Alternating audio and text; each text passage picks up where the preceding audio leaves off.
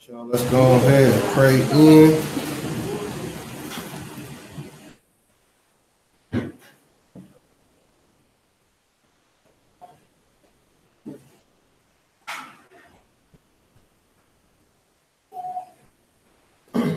All minds clear? This is Deuteronomy chapter 6 at verse 4. Hear, O Yisrael, Yahuwah Elohim, Yahuwah is one. Shema Yisrael. Shema Yisrael. Yahuwah Eloheinu. Yahuwah Eloheinu. Yahuwah Achan. Yahuwah Achan. Exodus or Shemot chapter 20 at verse 3. We will have no other mighty ones. We will have no other mighty ones against the Most High. Against the Most High. We will not make any carved image. We will not make any carved image or any likeness. Or any likeness. That which is in Shamayim above. That which is in Shamayim above. Or which is in the earth beneath. Or which is in the earth beneath. Or which is in the waters under the earth. Or which is in the waters under the earth. We will not bow down to them. We will not bow down to them. Nor serve them. Nor serve them. Yahuwah is the jealous El. Is the jealous El. Visiting the wicked. Visiting the wicked of the fathers on the children. Of the fathers on the children. To the third and fourth generation. To the third and fourth generation. Of those that hate him. Of those that hate him. And showing kindness. And showing kindness. To thousands of those. Thousands of those. Who love him. Who love him. And keep his commandments. And keep his commandments. We will not bring the name. We will not bring the name. Yahuwah in vain. In vain. For Yahuwah. For Yahuwah. Will not leave us unpunished. Will not leave us unpunished. Who brings his name in vain. Who brings his name in vain. We will remember the Shabbat day. We will remember the Shabbat day. And keep it Kodesh. Keep it Kodesh. 6 days we will live. 6 days we will live. And do all our work. Do all our work. But the seventh day. But the seventh day is the Shabbat. Is the Shabbat. Of Yahuwah. Of Yahuwah. For in 6 days. For in 6 days. Yahuwah made Shamayim. Yahuwah made Shamayim. And the earth. And the earth. And the sea. And the sea. And all that is in them. And all that is in them. And rested the seventh day. And rested the seventh day. Therefore Yahuwah will rock the Shabbat day. Therefore Yahuwah will rock the Shabbat. We will respect our fathers. We will respect our fathers and our mothers. And our mothers. So that our days alone. So that our days alone upon the earth. Upon the earth. We will not murder. We will not murder. We will not commit adultery. We will not commit adultery. We will not steal. We will not steal. We will not bear false witness. We will not bear false witness against our neighbor. Against our neighbor. We will not covet. We will not covet anything that is our neighbor. That is our neighbor. Father, Yah, we give thanks to you on this day. First and foremost, for allowing us all to come together on your set apart day, on a day that you have created to be sanctified and set apart, like you did in the beginning. Father, we ask you to let your Ruach be in this place amongst us, Father. Let us be filled with your Ruach in this place, Father, that your word may go forth uninhibited, that we receive your word pure, and that we leave here better than when we came. Father, we know that there are certain things that are on each other's hearts and minds, Father, certain sorrow, certain pains that one another is going through, Father. We just ask right now that you step in, Father, and that you release us of all of that pain and that heartbreak and that sorrow, Father, that you touch us with your unfeigned hand, Father, and that you give us your righteousness, Father. Give us your peace, your shalom, Father, that surpasses all understanding, Father. We just ask you this thing right now on this day, Father, on your Shabbat that we're supposed to keep in shalom. We ask that you do this thing for us, Father. We ask that the people that are on their way here, Father, that they get here safely, and that we leave here and get to our destination safely. All these things we pray and we give thanks. Bashem, Yahuwah, Benkaya, Hoshua, Hamashiach, Ruach HaKodesh, so be it. So be it. Hallelujah.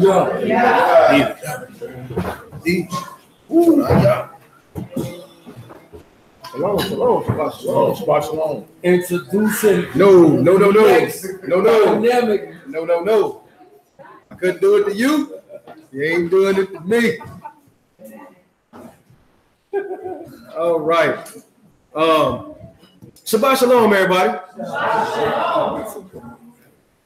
Okay. Yeah. How y'all doing this week? Told our Yah for a successful event yesterday, right? Clap it up for that. Right? And the ones that we got coming up, we pray that Yah step in and handle this business for that one too, because we know it was only him. It was only him. We had a lot of scares, right? But he came through for us. You know what I'm saying? let's just get straight into it. Oh yeah, we got. Ain't no business though. We gonna give him. No, we gonna give him. We gonna give my Ahan. You know what I'm saying? The opportunity to introduce himself. His first time on camera with us. You know what I'm saying? Oh yeah. So yeah, Achan, as y'all know it. Hailing all the way from Cincinnati. But you know, we from the light, man. We from Jerusalem. So that's just a place where we temporarily reside at. But I came up here with the Yahs back there, Yahs, and baby boy Shimmy. We ain't bring all the other kids. We ain't want them running around. We gonna have Coach Monica and them doing some work behind the scenes. So we ain't want too much on y'all, but yeah, that's all though. Glad to fellowship with y'all as always. No doubt, no doubt. Welcome as always, So today I'm gonna ask y'all, you know how we do, we start off with a question, right? I got a couple of them. In terms of our salvation, matter of fact, and just in terms of Yah in general, what does the Most High love? Loves obedience. Okay. What else?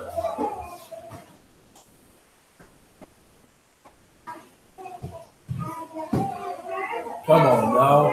We don't know what the Most High love? His law. Okay. What else? His people. Okay. There we go. Anything else? No, he said he loved those that love him, right? What about what the Most High hate? Sin. Okay. We're just gonna put it in a nutshell. We're just gonna sin. We're just gonna roll with that one, huh? Okay. So you sin over something else? Particular? Because he gets specific in the scriptures, right? So like where he says, Jacob have I loved, Esau have I hated, right? So he gets specific. We know he hates sin, but he gets specific in certain spots. Is there anything that you can think of specifically that the Most High would hate? Pride, praying other God, idolatry, lying, murders, spiritual and physical, or just physical? Murder. Both? Okay. Well, let's get right into it. Pick it up at Proverbs, the 6th chapter. We're going to be in Proverbs chapter 6 for a minute on today.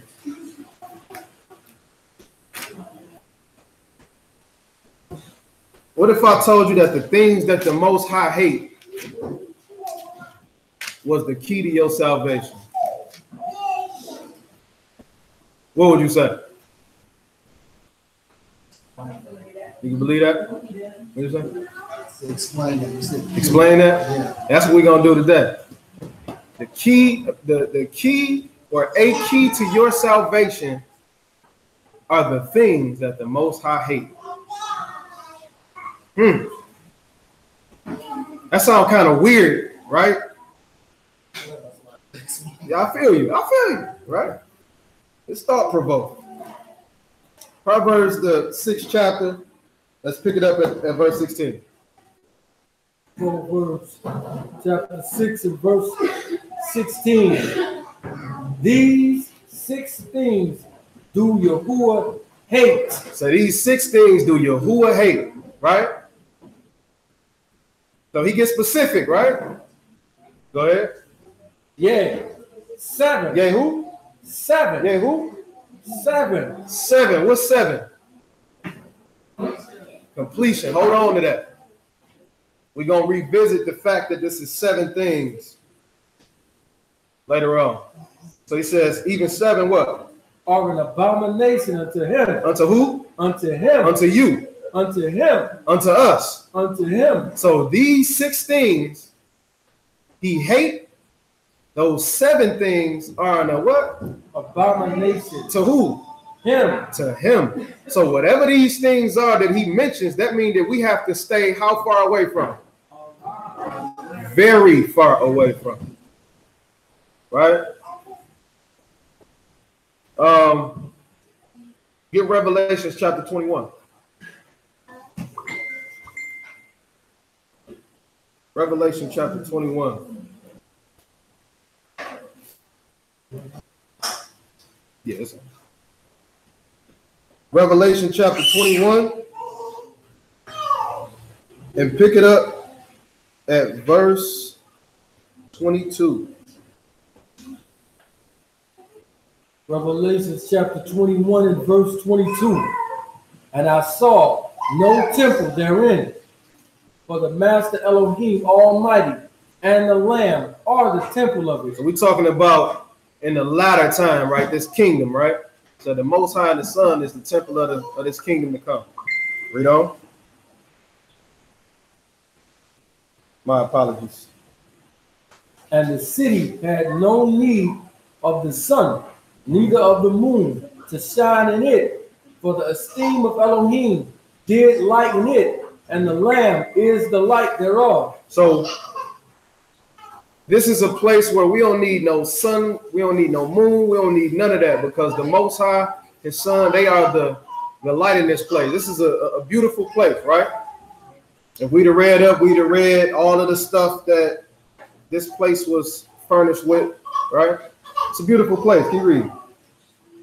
And the nations of them which are saved shall walk in the light of it, and the kings of the earth do bring their esteem and honor into it.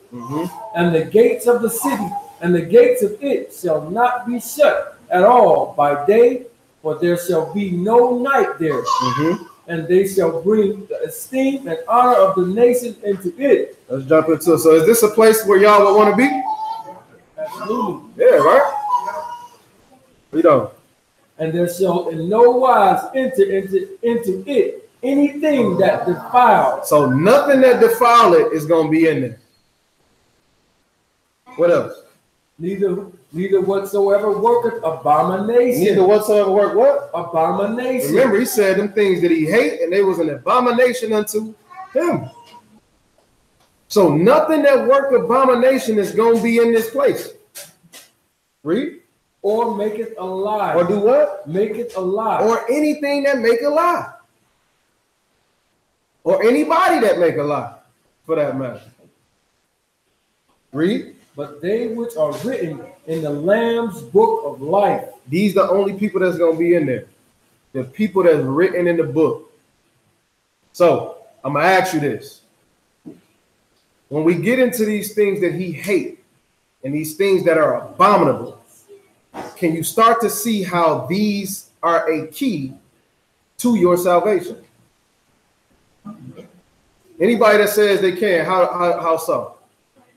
Because if you don't do them, then you good. Exactly.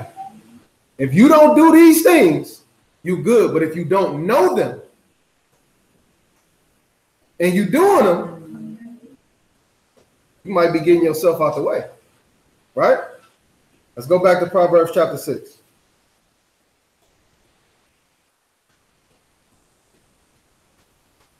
Pick it up at that verse 16 again. Proverbs 6 and 16.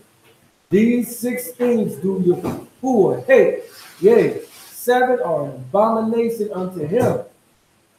So, what does that word abomination mean right there? Comes from the Hebrew word 8441. It is to a disgusting thing. A what now? A disgusting thing. A disgusting thing. I heard somebody else say something else. What else? An abominable. Detestable.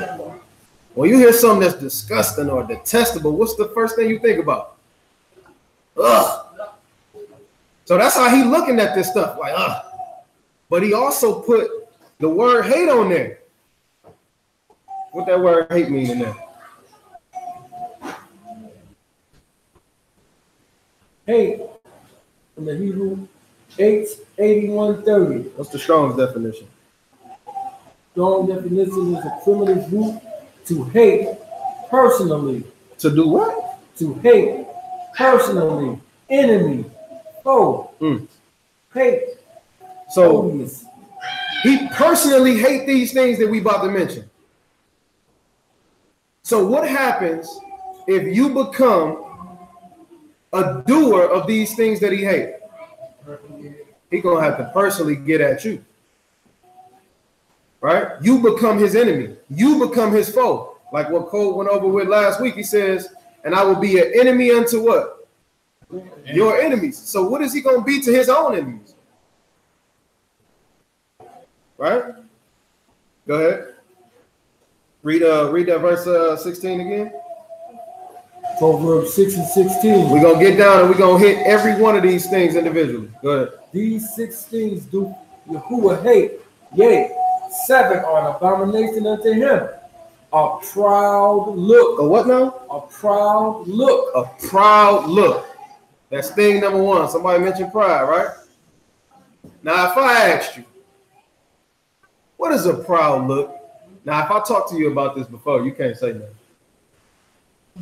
If I asked you what a proud look is, what would you say?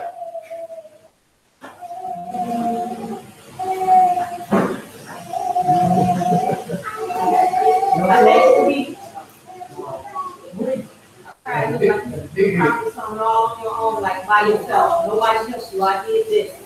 I did this. I did this. No help. No nurse, no side, nobody. Right? You had to do it. Said the big head.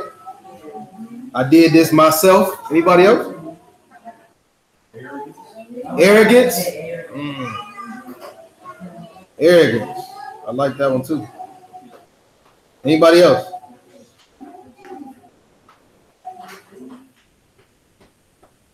Nothing else? Well, let's see something.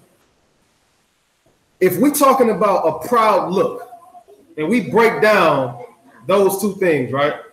We got pride, arrogance, high-minded, haughty, right? What is a look?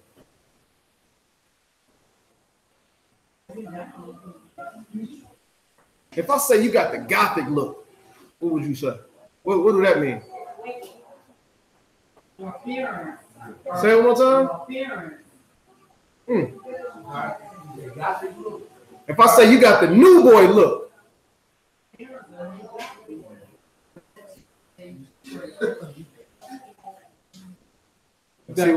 got the surfer look. So when we say a surfer, it's a certain picture coming to brain, right?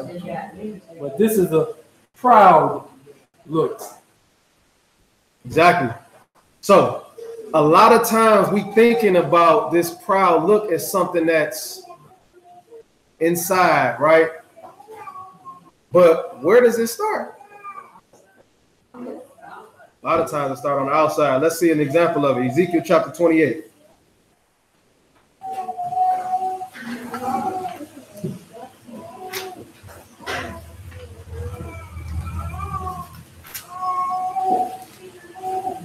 While he getting that out, get 1 Thessalonians 5.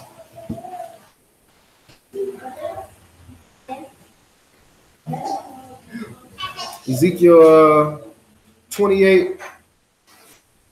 We're gonna pick it up at verse 12. Ezekiel chapter 28 and verse 12. So remember, we talk about a proud look, right? Read what you got in that Thessalonians 5 and 22 if you're there. 1 Thessalonians chapter 5 and verse 22. Abstain from all appearance of evil. From all appearance of evil. All appearance of evil. Right? If it look like it, people gonna think it's like it, right? So let's see what this is talking about. Ezekiel chapter 28. Pick it up at verse 12. Ezekiel chapter 28 and verse 12. Son of man, take up a lamentation upon the king of Tyrus. Upon who? King of Tyrus. Now, a lot of people look at these scriptures and they say, well, this is only talking about the king of Tyrus. Right?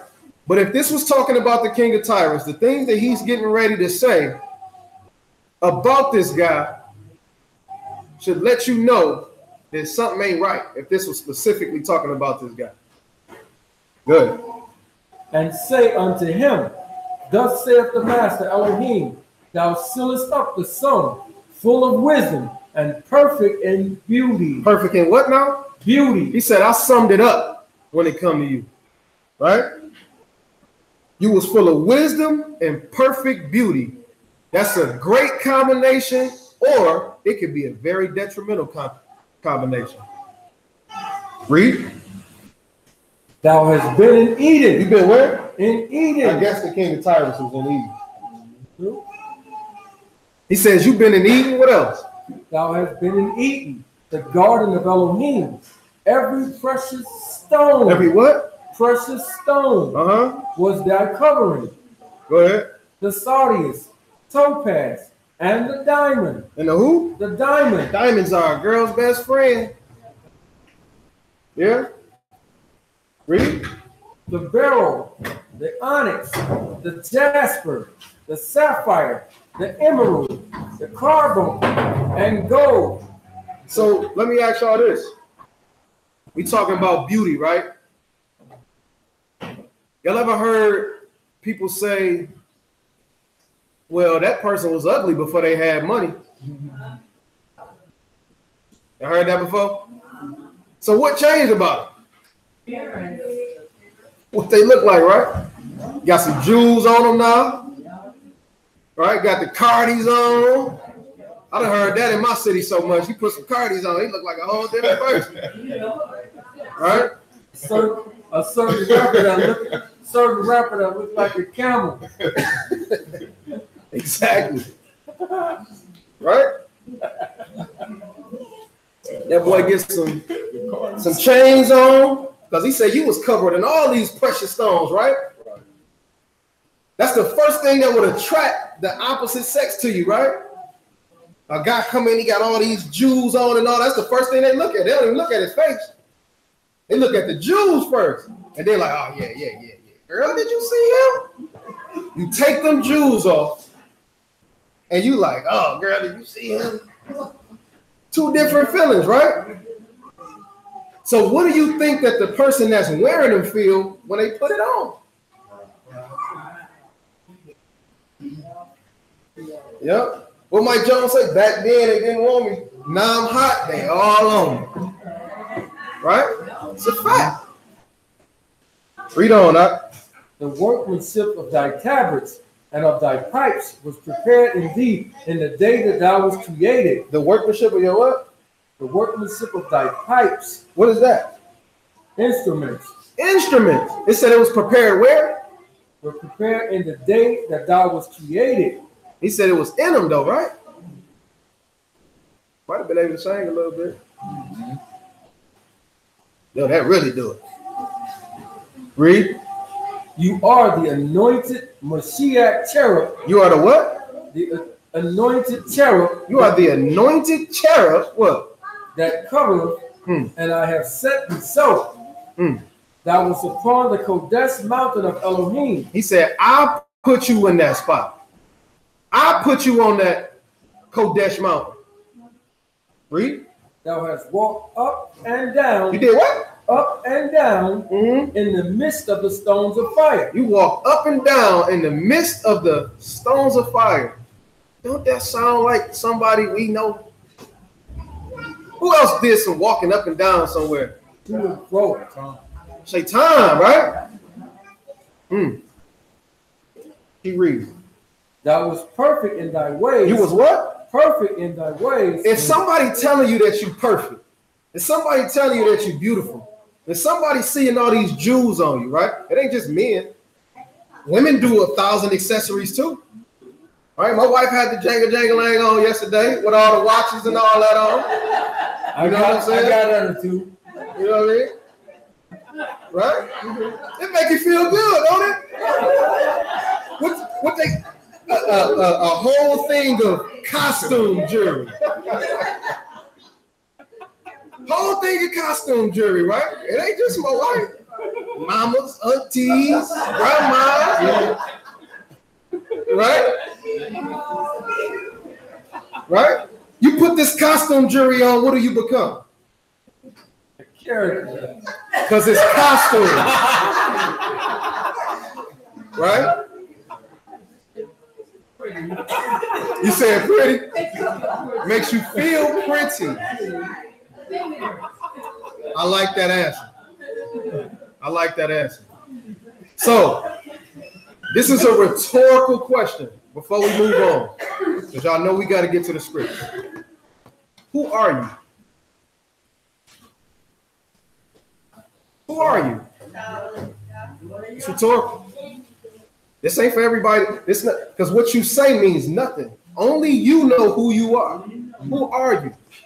Not for you to say it out loud, because we got to get into that. There's a lot of people that say, "Oh yeah, I'm a Yahudim. I'm a keeper of the commandments." Right? You will say it, and then the people that's around you will think it. Without that, is that really who you are? The Lamb said it over and over. Absolutely. Last week we seen, but I can't go no further than what the Most High said, right? And I can't take away from what the Most High said. I'm a prophet of the Most High. But he wasn't working for the Most High, he was working for himself. So think about you, right? When you first wake up in the morning, how you feeling? When you go in the mirror, oh man, I don't really look that good. Right? Just to bear you, how do you feel about yourself? Let me ask you this. If you put on a suit going to work, how do you act? How do you talk? Do you say, hey, well, hello, how are you doing? I mean, Yeah. Right? Some people, right? Most. Or when you put on a hoodie and a necklace and a hat with your brim down. Yo, what's up, my guy? You feeling? You good? You was right? Or when you put on that nice, pretty dress and you wear that elegant jewelry and you put on that perfume that make you do this. How do you walk around?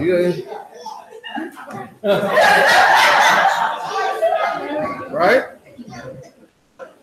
But when you're at the house and you got that little headscarf, not the ones y'all wear here. Them the ones you wear out. That little headscarf you put on with the sweatpants, you about the house like this.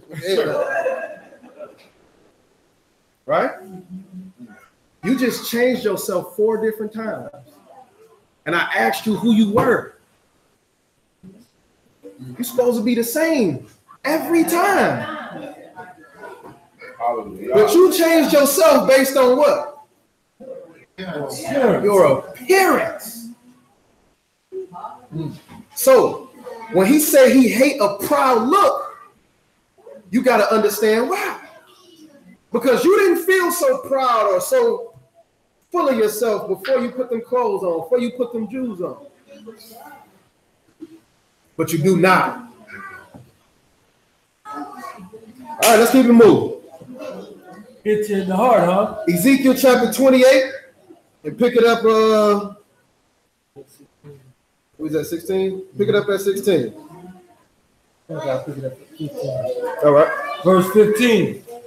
You was perfect in your ways from the day that thou was created, till iniquity. So what? Till iniquity was found in you. Was found where? In him. Was found in them, but why though? Read on.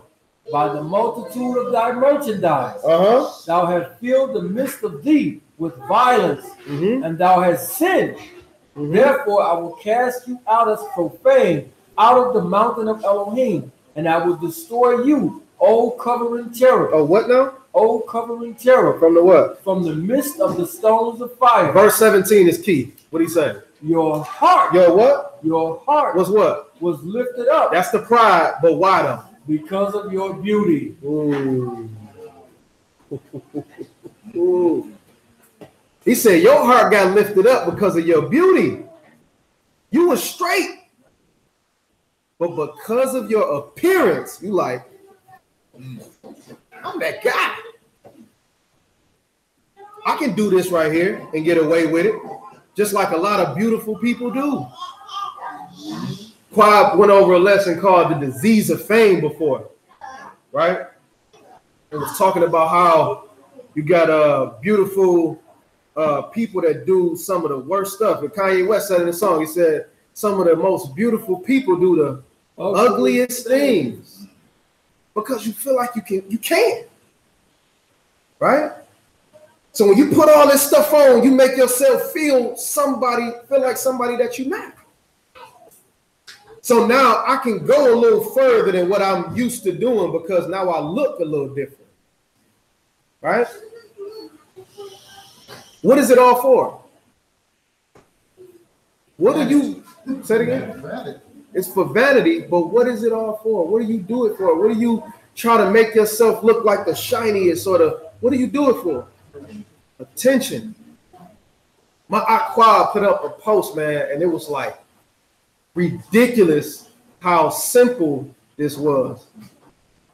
It was you had the juice cart, right? Yeah, the juice cart.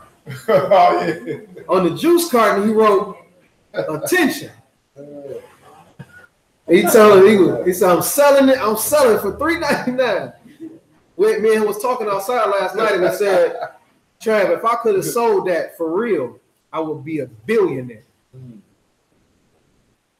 Because that's the only reason that we do it for. When you're not going out and being around people you're trying to impress, you don't feel like you got to wear the best clothes and spray perfume on yourself and you don't feel like that. I do when I'm at the crib. I be trying to be fresh at the crib too. That's just how I feel. But you don't do that when you at home. You only do it when you go out and you seeking attention. Even though you say, I ain't trying to do this for attention. This for me. I just like it. I just want to get the newest Balenciagas that's out here. Kanye West said another thing, man. He says he went and spent $400 on what? Then I spent $400 on this just to be like, and you ain't up on this. He went and spent $400 on something just to say y'all ain't up on this, right? But I got the newest chain out, bro. I got them canary yellow diamonds in there. You still got regular diamonds in yours. Man, my Cardis, they ain't even made no Cardis like these. I spent $8,000 on these, boy. They ain't even made none like these. Where your car at, though? Man, you know. Right? So this covering cherub got lifted up high because of how he looked. Right? Isaiah the 3rd chapter.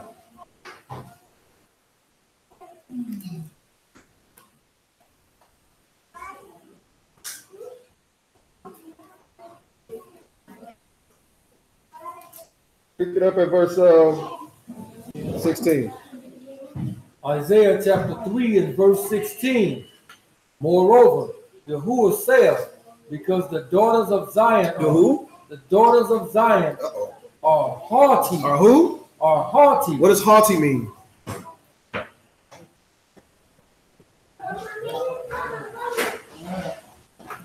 They're haughty, right? Prideful, right? High-minded. They walk with what? And walk with stretched forth necks. Remember we talking about right? Walk with stretched forth necks and what? And wanton eyes. And what now? Wanton eyes. Uh-huh. Walking and mincing as they go, and making a tinkling with their feet. So, I'm going to ask you this. Let's just look at the daughter of Zion before she was doing all this. Get Ezekiel the 16th chapter. Let's see what happened. Ezekiel chapter 16. Pick it up at verse 4.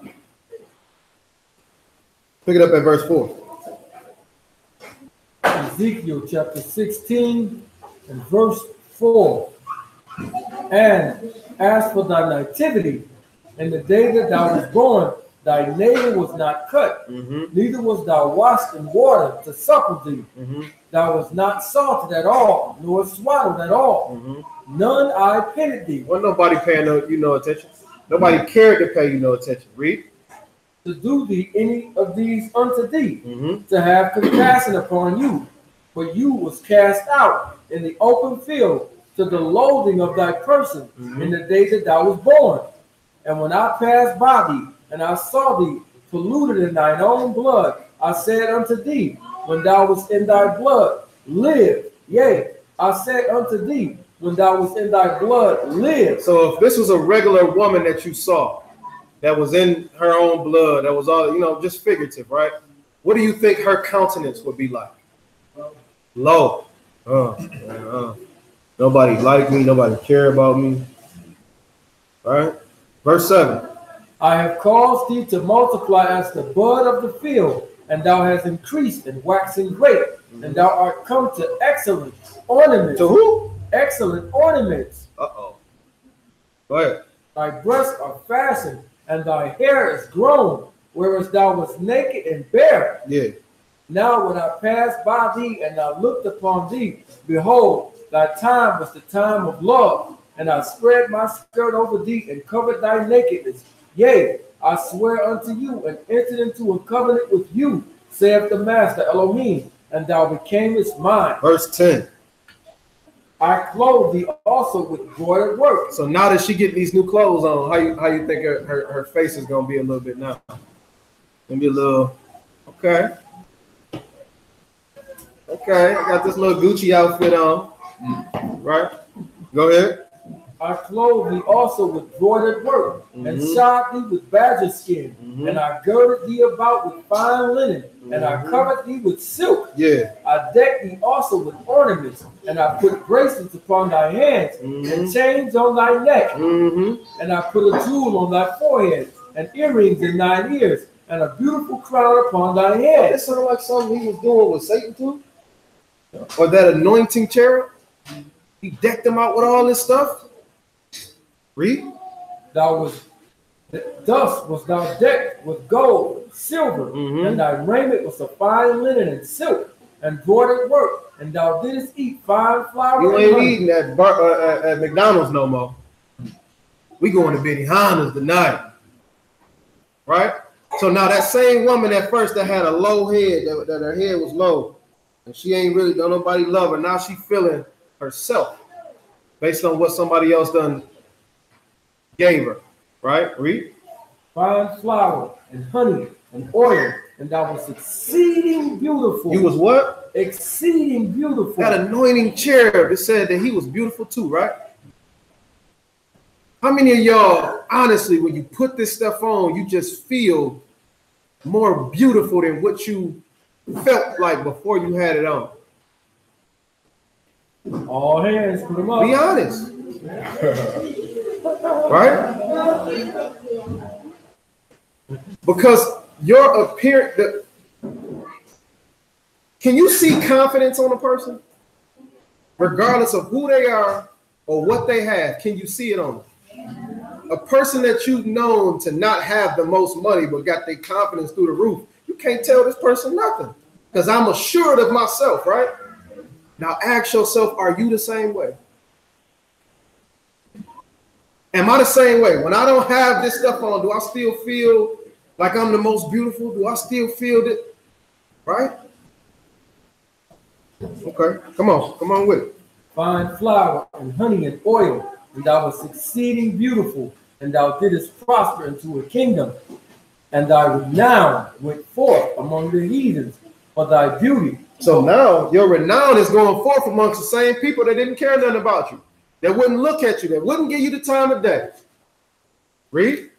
For thy beauty, for it was perfect. It was what? Perfect through my comeliness, which I have put upon you, saith the Master Elohim. So now when you get to this point where you have perfect beauty, just like the anointing cherub, when he was at perfect beauty, what happened?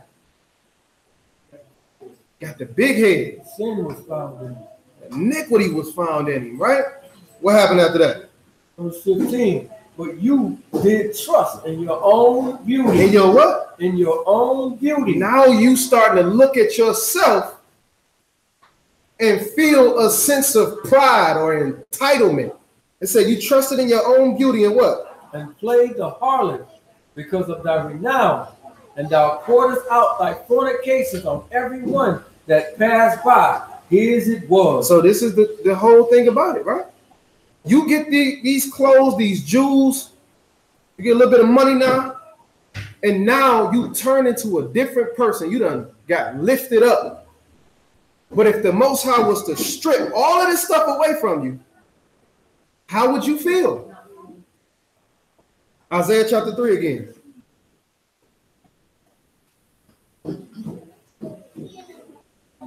Isaiah chapter 3, verse 16.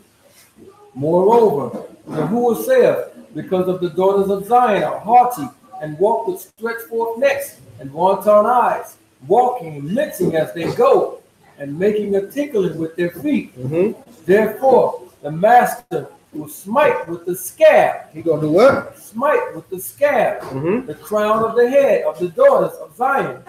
And Yahuwah will discover their secret parts. Remember, he said he covered you with his skirt. Now he said he gonna show it all. Read. In that day, the master will take away the bravery of their tinkling ornaments.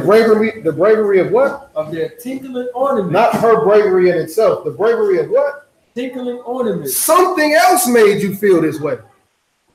Read.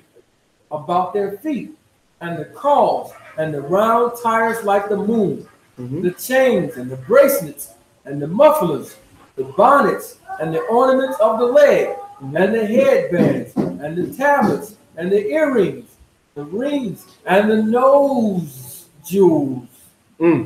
That means somebody wants some nose rings up there. He said that a little. So we ain't saying no names around here, but somebody wants some nose jewels. Right? So he said, I'm stripping all of this away, but what was the reason why? No. No, not to show how beautiful they are without it. But why? Because they were so prideful. You allowed what you was putting on to get in the way of what I was giving you. Now I got to take it away. And to remember where you came from. Exactly. Absolutely. Remember where you came from. Exactly. You was just old Jenny from down the block. You got all this stuff on now. Man, that's Jenny from the block. That's J-Lo. Oh, that's J-Lo now. That's J-Lo. That's right. That's J-Lo now. Right? Imagine if you were stripped of all the stuff that made you feel the way you feel. I know a lot of us gonna lie to ourselves and make us say, hey, no, I'm good with or without it. You keep that up, you're gonna be a part of these people that got this proud look. Now, Quad was telling me about something. Get Joshua chapter 7. Quad was telling me about something called dopamine. Y'all, anybody know about dopamine? What you know about dopamine? Take those 2 cords out of the back of there. That's orange and gray. Pass it on.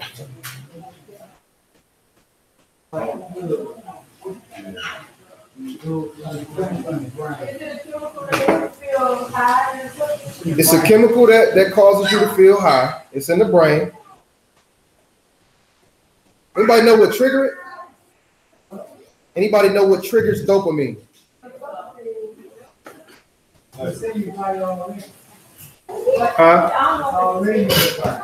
It's in there.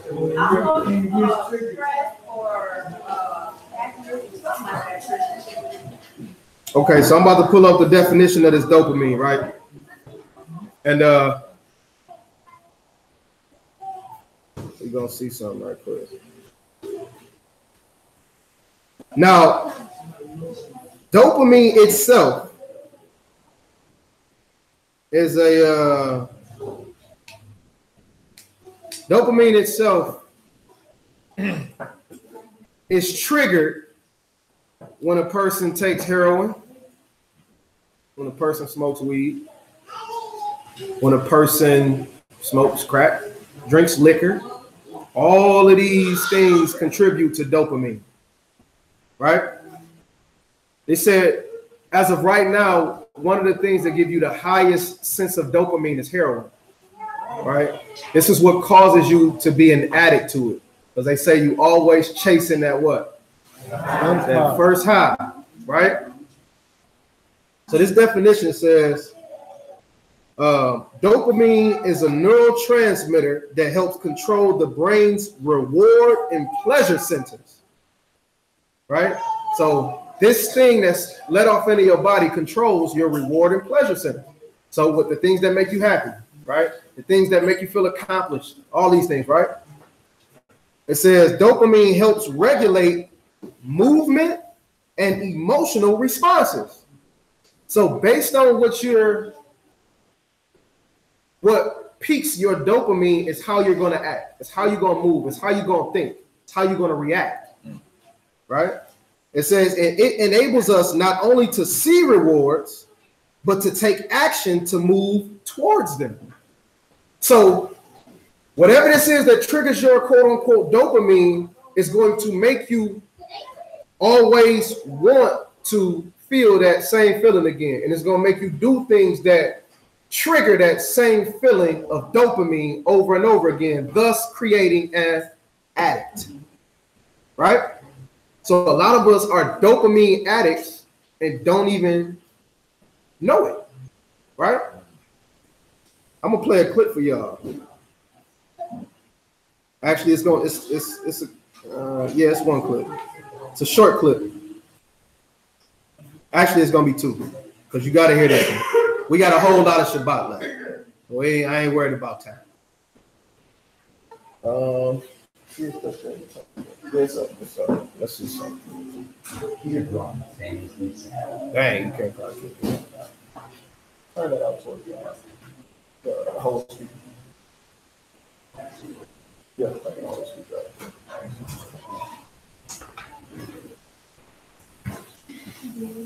I want to know what you believe. I could ask you what you believe, and maybe I'll believe your answer. Okay. Can't really hear that one. Let's see if you can hear this. The youth of today want to do good, and they do believe in what the companies that they've grown up in. Y'all hear that? That they grown up in, they want to be different. The problem is the youth of today doesn't understand the point of commitment. They're all addicted to dopamine. We pretty much raise an entire generation addicted to the bing, buzz, beep, or flash of their telephone, which is a dopamine addiction, which is the exact same thing you're addicted to when you're addicted to cigarettes, gambling, or smoke, or alcohol. It's all dopamine. Y'all hear that? And so the problem is they're convinced that because they grew up with technology that they can multitask better, which is nonsense because they keep crashing their cars while they're texting.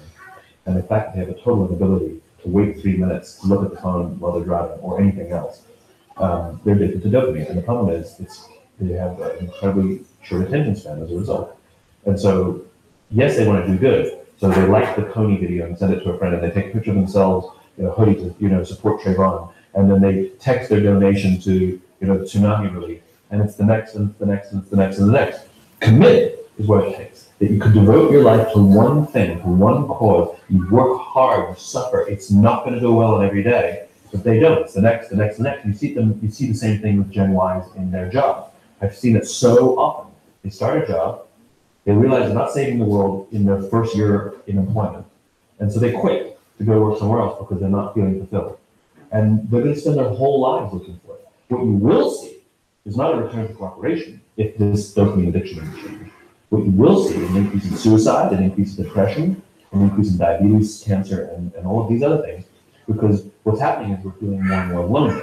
And we're relying on technology to help fill that void. The problem is that's what's causing it, just like the alcohol. I feel depressed, I have a drink. But now I'm even more depressed, I have another drink. So it's exactly the same. I gamble, I'm losing my money. Okay, just one more. I know I can gamble my way out of this hole. Same thing, right? And so what you will see is increases in suicide and mass murder. Because the thing that produces mass murder and suicide is the same thing. You no longer feel like anybody cares about you, and you literally become antisocial. And if you look at all of these recent spate of mass shootings, only a couple of them, only one of them I think had a pre-diagnosed, they were all clearly mentally unstable. but only one of them, or two of them, I think, one of them, two of them, were pre-diagnosed as mentally unstable like long before. What made them mentally unstable is that they were loners and didn't have anybody care about them, and none of them went to some strange place. They all went back to all the shootings were in their own communities. They all went to the place that to blame the people that they believed were the source of their anxiety, cortisol, disconnection from society, or oxytocin. All right. So let me wrap this up in a nutshell with y'all when it comes to this, right? As far as this dopamine. Dopamine is a drug that's already inside of you, but you trigger it. So for example, the other video was stating that if you wake up in the morning and you check your social media before you say good morning to your spouse, you're an addicted. You're an addict. It said the first 3 minutes of you waking up in the morning is that anxiety feeling of a notification, of a text message. It's a high that goes over your body that makes you feel like you have to check it.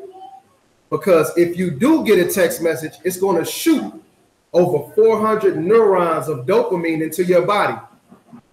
This is the second highest amount of dopamine that any person can have other than heroin. So think about it like this. When you get that like on a post that you made, it's shooting dopamine into your body because it's in a sense of achievement, a sense of reward, right? You might take a picture that you don't think is as worthy, right? Oh man, I had on nice clothes, I'm feeling good, but I don't really like that picture. You post it anyway. You come back, you got 60 likes. And I was killing it on that picture. Man, I was the man. That's the dopamine. So now the next time that you go and post a picture, you have to try to chase that, and after a while, those 60 likes become a norm. So if you get 49, damn, I didn't like this one. Right. Heck going on, man? Right? And this dopamine is created by the things in which we use on a daily basis. Cell phones, right? Compliments.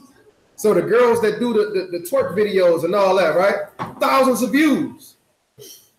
If she stops doing that and she stops receiving that dopamine, then she's going to go through withdrawals. And it's going to take a while for her to break off of it because it's just like a drug. And we have made ourselves addicted to it. So this is what causes us to always want that. I got to have the newest shoes out. We were talking about earlier, right? I got to have the best clothes on. I got to look the flyest. I got to be this. I got to be that. I got to be the person that turns heads when I walk outside. And I got to be the person that everybody look to when I come in the building, right? This is a form of addiction to dopamine. So when we start seeing all of these things happen in the scriptures, like Balaam, right? When the dude say, hey, man, I can give you honors and riches and this and that. He's chasing after that stuff because he's like, I want it. I need it. Joshua chapter 7 and verse 1. Let's look at this. Joshua chapter 7 and verse 1. But the children of Israel committed a trespass in the accursed thing. But Achan, the son of Kamai, the son of Zabai, the son of Zerah, of the tribe of Judah, took of the accursed things. So he done took of the accursed things, right? Do anybody remember what that accursed thing was?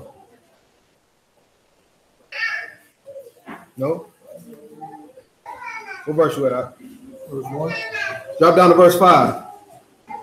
So he took of this accursed thing, and this is what was the result. Verse 5.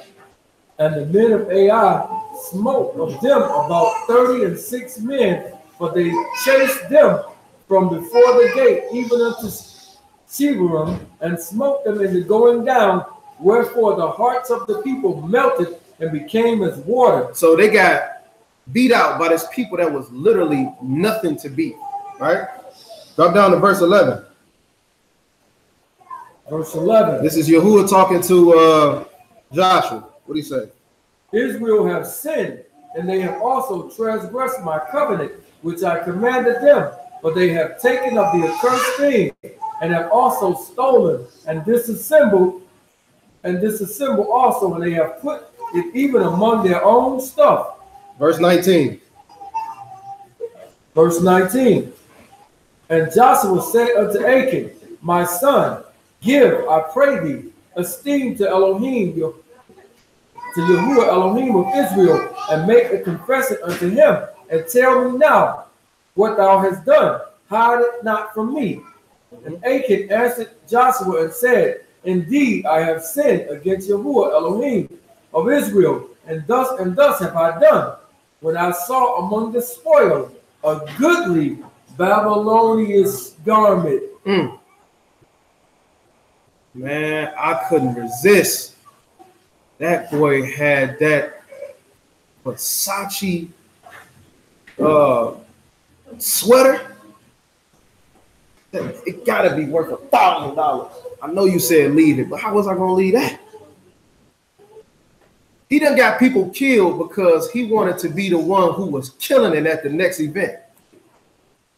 He wanted to be the one that looked like he had the money. He said he took a Babylonian garment and what else? 200 shekels of silver and a wedge of gold and 50 shekels weight, and then I coveted them and took them, and behold, they are hid in the earth in the midst of my tent, and the silver under it. And he got his whole family murdered because of that. Because he wanted to look fly, right? Because he wanted some extra money that didn't belong to him. It's the same thing spiritually. Don't think it's just a physical thing.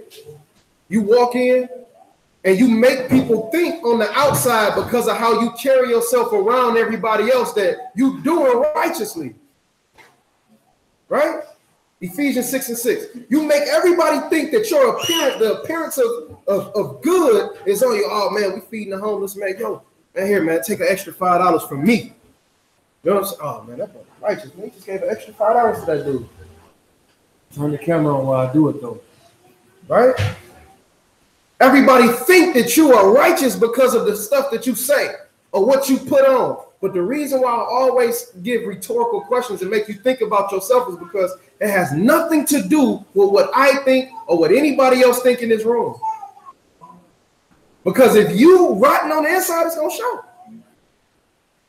Ephesians 6:6. I'll get Matthew chapter 23. Pick it up at verse 5, and we're going to roll to the next one. Ephesians chapter 6 and verse 6. Not with eye service. Not with what? Eye service, as the men pleases, but as the servants of Hamashiach, doing the will of Elohim from the heart. From where? From the heart. Don't do it just because you think I'm going to think you righteous. I'm going to come in here and I'm going to wear my fringes. I'm going to come in here and I'm going to wear this, or I'm going to wear that, and I'm going to act like this, and I'm going to talk like this, and but when you go home, you the devil. So when something happens, you like, not such and such. No. Because you're putting on, right? But that also is a part of that proud look, right? Matthew 23 and 5. Matthew chapter 23 and verse 5. For all their work. All their who? All their work. Talking about the Pharisees, right? He says all their works are what? They do to be seen of men. They do for what? They do to be seen of men.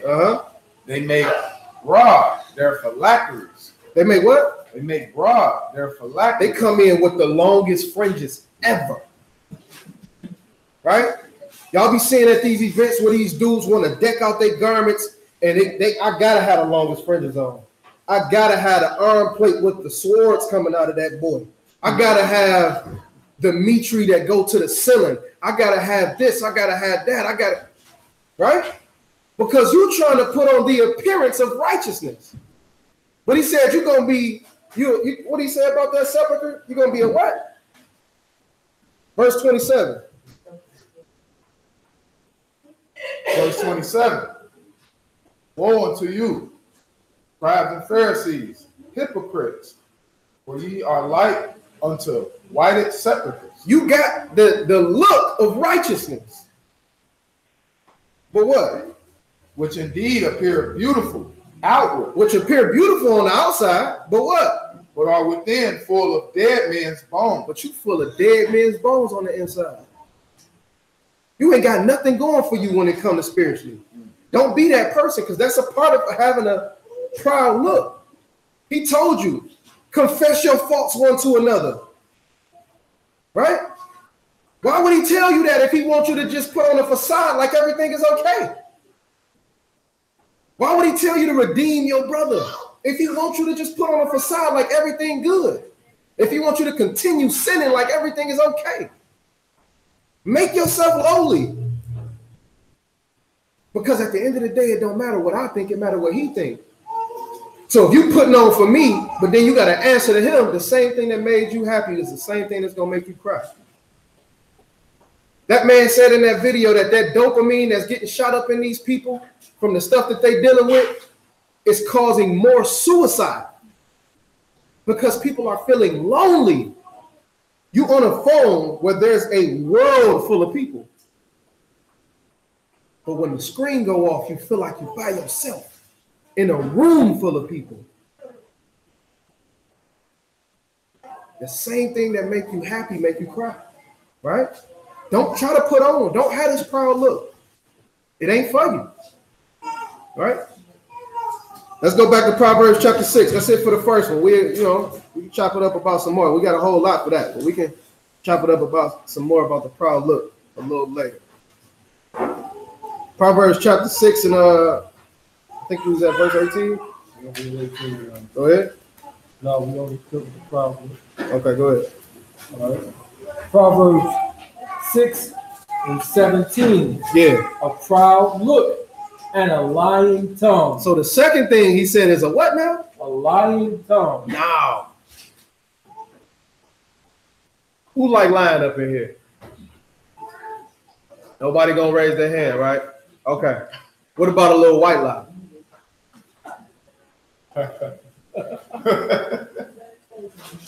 Ain't nothing wrong with that. The same thing. How many of us been 20 minutes away, an hour away? I've been there before.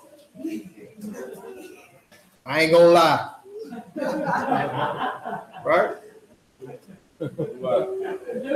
That's a little white lie. Right? Yeah, I'm on the way. We ain't even in the car yet. Right? I've been there. You been there? Yeah, I'm on the way. I ain't got the car yet. Okay. So he says that he hates, and it's an abomination to have a lying tongue. Do he say a white lie? A red lie? I don't care what color you put on the lie, it's still a lie. Right? Psalms chapter 101.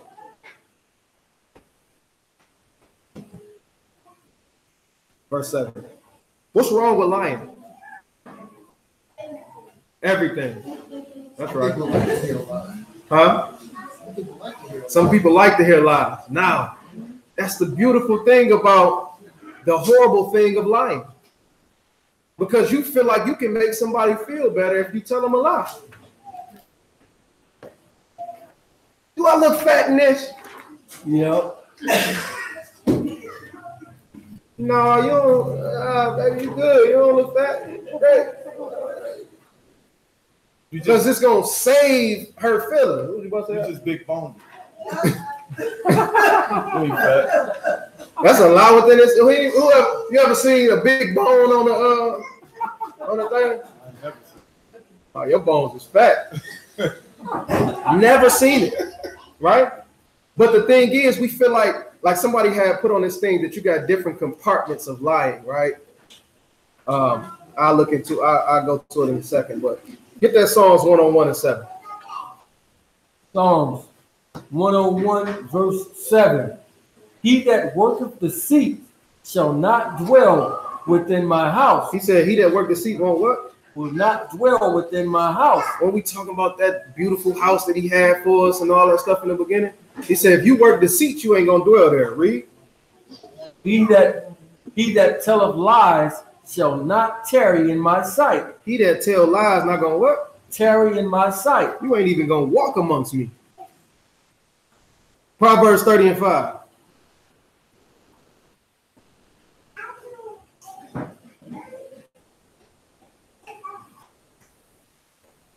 Proverbs chapter 30, verse 5.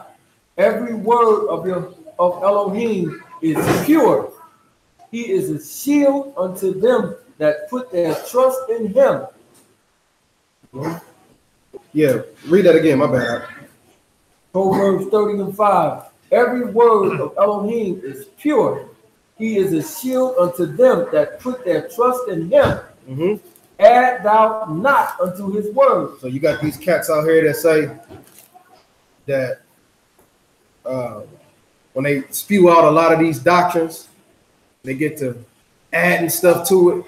Oh, well, the Most High said this. Well, book, chapter, and verse. It ain't really in there, but you who don't know that? It said his word is pure. There's no need for you to add to it, right? But if you do, read that again. Verse 6. Add thou not unto his words, lest he reprove thee, and thou be found a liar. And you be found a what now? A liar. Where are the liars going to be found at? In the lake of fire. Jump over to Proverbs chapter 12, verse 13.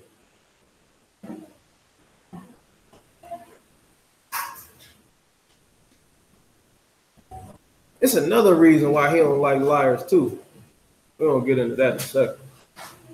Proverbs chapter 12, verse 13. Mm-hmm. The wicked is a snare. The what? The wicked is a snare. The wicked is a snare. Remember, we was talking about the wicked, right? The wicked do things that are worthy of what? Death, right? The wicked is a snare. Go ahead. The wicked is snared by their transgression. By what now? By the transgression of his lips. Of his who? Of his lips. But the just shall come out of trouble. Why is the wicked snared in the transgressions of his lips? Because he a liar. You say one thing and do another. Now you get caught back up on the stuff that you said. Right? Proverbs 17:4. Proverbs chapter 17 and verse 4. A wicked doer giveth heed to the false lips, and a liar giveth ear to a naughty tongue. Now that's two things, right? It says, a wicked doer give what now? Give heed to false lips. What that mean? What do it mean when it says a wicked doer gives heed to false lips? Listen to him, right? Take it in. A wicked doer. So if you're a person that claims to do righteously, and somebody coming in and putting some stuff in your ear that's lies, right? Lying on a book, lying on another brother or sister, and you take heed to it, you listen to it, you feed into it, guess what it's showing you are? Wicked doer. A wicked doer, right? Let's go back to Genesis chapter 3. Read the last part. Go ahead. And a liar. And a what? And a liar. A what? Giveth ear to a naughty tongue. A liar gives ear to a what? A naughty tongue. So if you a liar already, exactly. So iron sharpens iron, liars lie on liar. Whatever, however you want to say it. Right? Jim Carrey. Liar, right? Genesis chapter 3. I'll give you John 8:44. Genesis chapter 3, and pick it up at verse 3. Genesis 2, chapter 1. 3 and 1. 3 and 1. Now the serpent was more subtle than any beast of the field, which Yahuwah Elohim had made. And he said unto the woman, Yea, hath Elohim said, Ye shall not eat of every tree of the garden? Simple answer is what?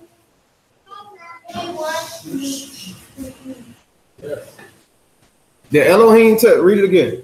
Now the serpent was more subtle than any beast of the field which Yahuwah Elohim had made. And he said unto the woman, Yea, have Elohim said, Ye shall not eat of the tree of the garden?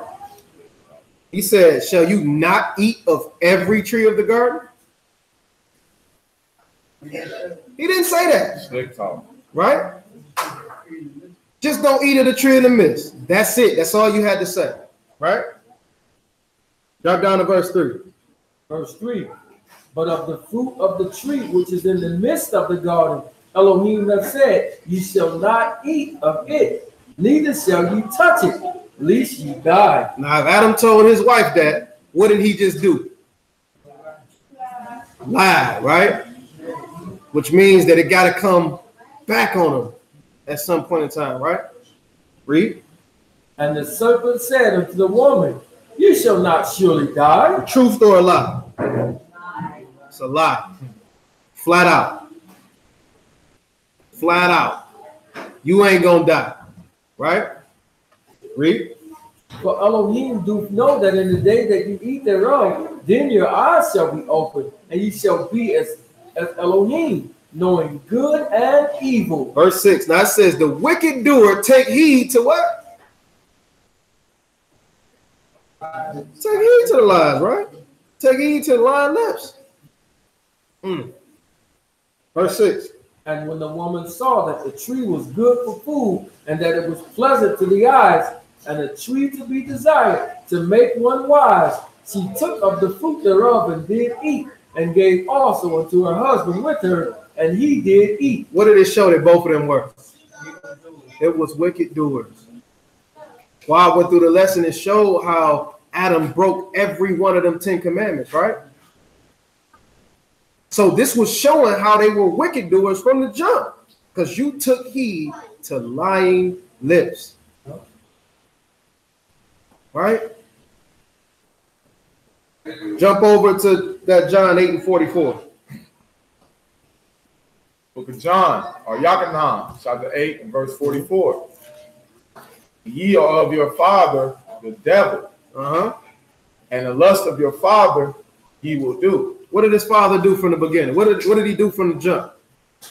He lied, right? So his lie caused what? Sin to jump into the world, right? It caused man to forever and on from that point to have to die.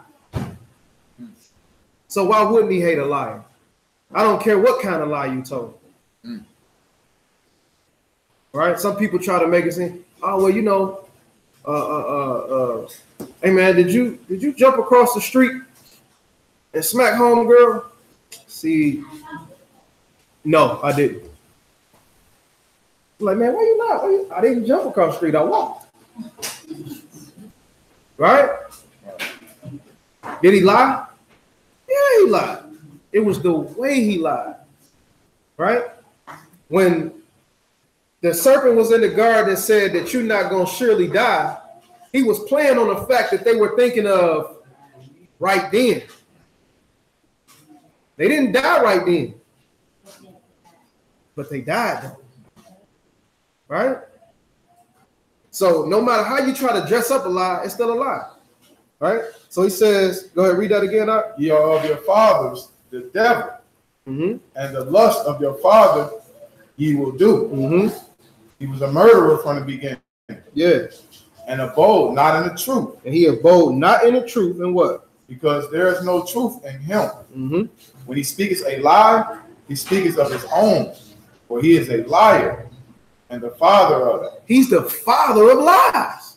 Why wouldn't it be abominable to him? Why would he allow you in his kingdom if you're going to be doing the same thing that the serpent did to tear it down in the first place? Right? So now we got the physical. Now we got to take it to the what? Got to take it to the spiritual. 1 John chapter 2.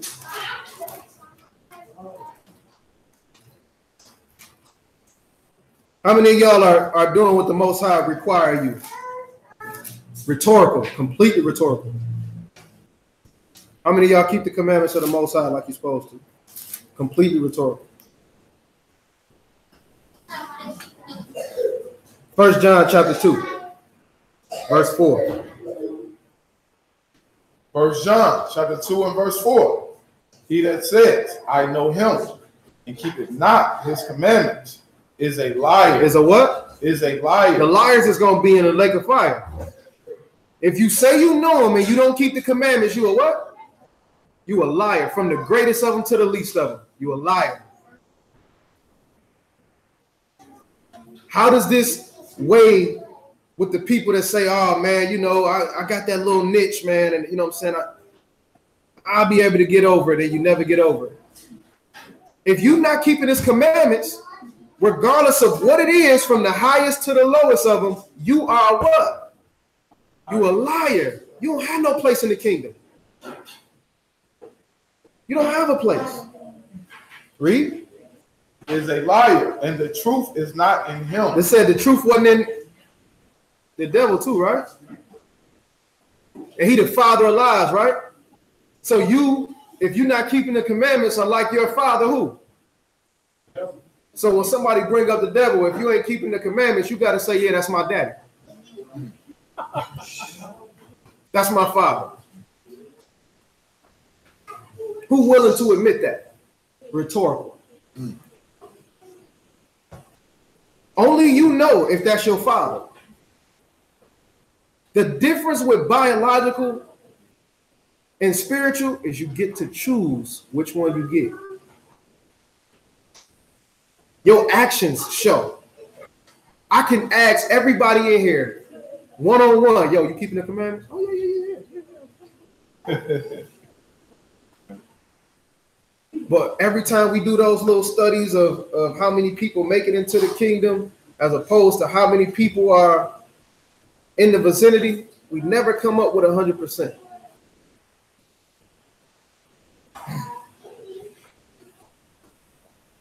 Get 1 John chapter 4, verse 20.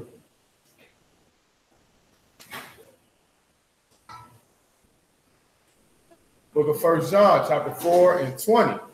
If a man say, I love Elohim. Say what? If a man say, I love Elohim. How many of y'all done said that before?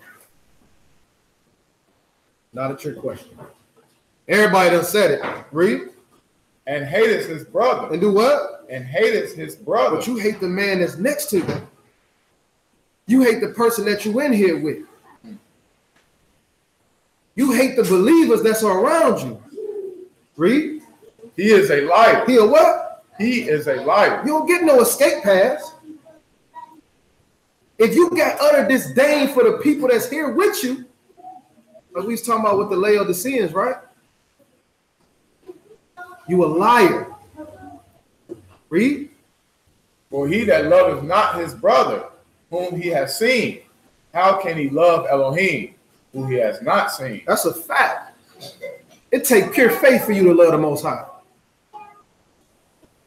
The person that you right next to, it don't take faith for you to love. You right there with them, right?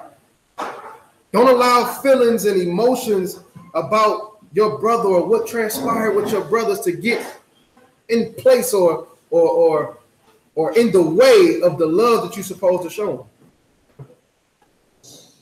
Revelation 21 and 8. And we're going to hit the next one.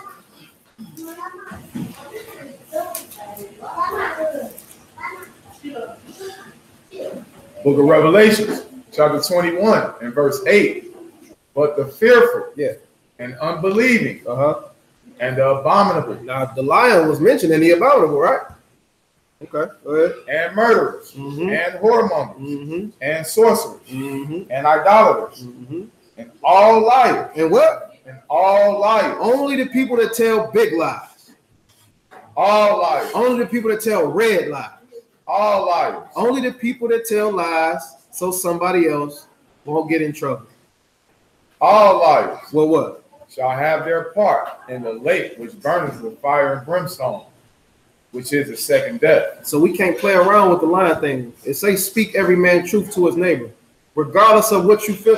Like some people lie because they can't come up with an innovative way to tell the truth.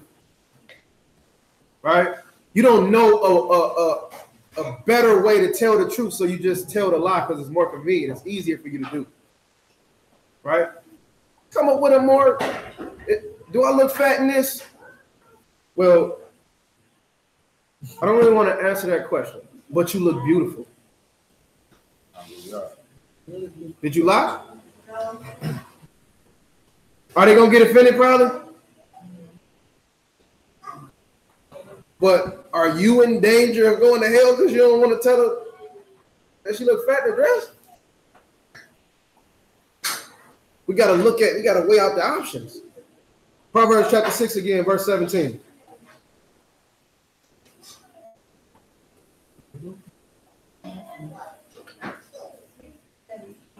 Proverbs 6 and 17. So we got a proud look. We got a lying tongue. Proverbs chapter 6, verse 17. Yeah.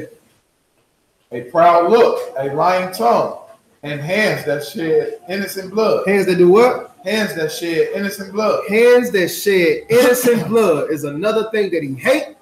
That's utterly detestable. How many of y'all shed innocent blood? Nobody. All right, now, when we walk through this, remember it's the physical and the spiritual side.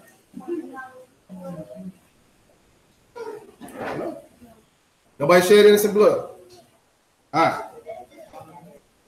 So, let's just think of it on a regular thing, right? Hands that shed innocent blood, right?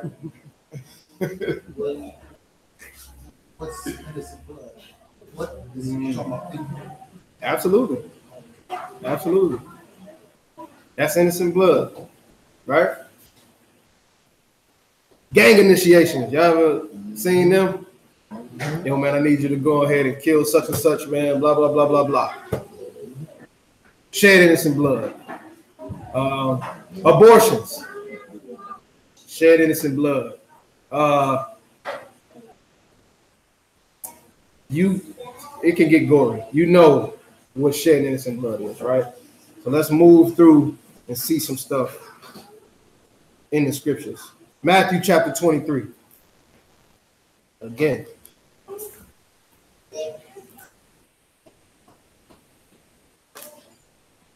Matthew 23, and we can pick it up.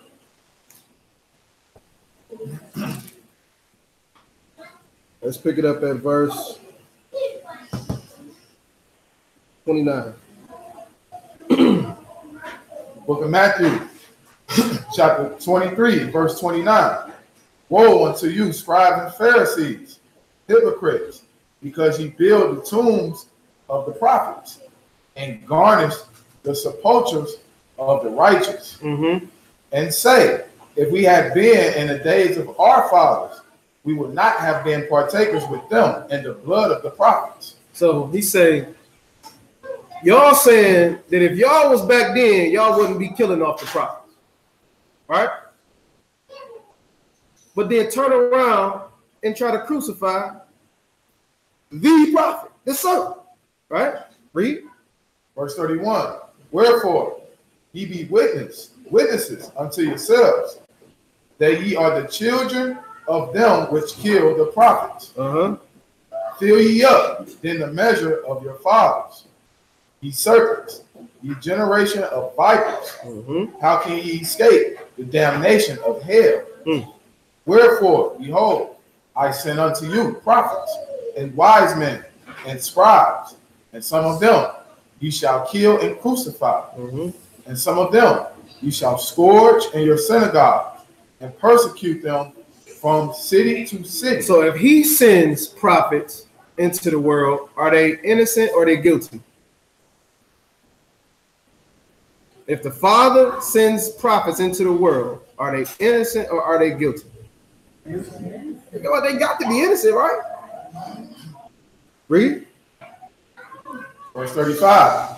That upon you may come all the righteous bloodshed upon the earth, from the blood of the righteous Abel unto the blood of Zacharias, son of Barachias, whom ye slew between the temple and the altar. So whenever we look at stuff like this, that means we got to go back and try to figure out what he's talking about, right? Now, everybody know what happened to Abel, right? Yeah. So we don't have to go there. We understand that his brother killed him, he was completely innocent. Let's jump over to 2 Chronicles chapter 20.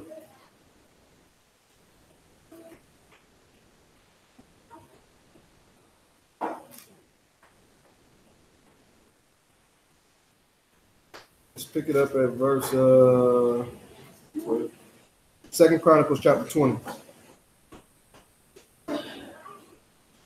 And let's pick it up at verse 24. The book of 2 Chronicles, chapter 20 and verse 24. And when Judah came towards the watchtower in the wilderness, they looked unto the multitude, and behold, there were dead bodies falling to the earth, and none escaped. Mm-hmm. And when Jehoshaphat and his people came to take away the spoil of them, they found among them in abundance both riches with the dead bodies and precious jewels, which they stripped off for themselves, more than they could carry away. And they were 3 days in gathering of the spoil, in was so much. Verse 26. And on the 4th day they assembled themselves in the valley of Baraka, for there they blessed Yahweh. Therefore the name of the same place was called the valley of Baraka unto this day. Then they returned, every man of Judah and Jerusalem and Jehoshaphat, and the forefront of them, to go again to Jerusalem with joy, for Yahweh had made them to rejoice over their enemies. Hold on, huh? That ain't it. Okay. Hold on, what's up?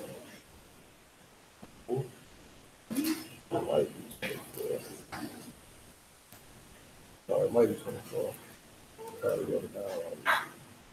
Yep, you're right.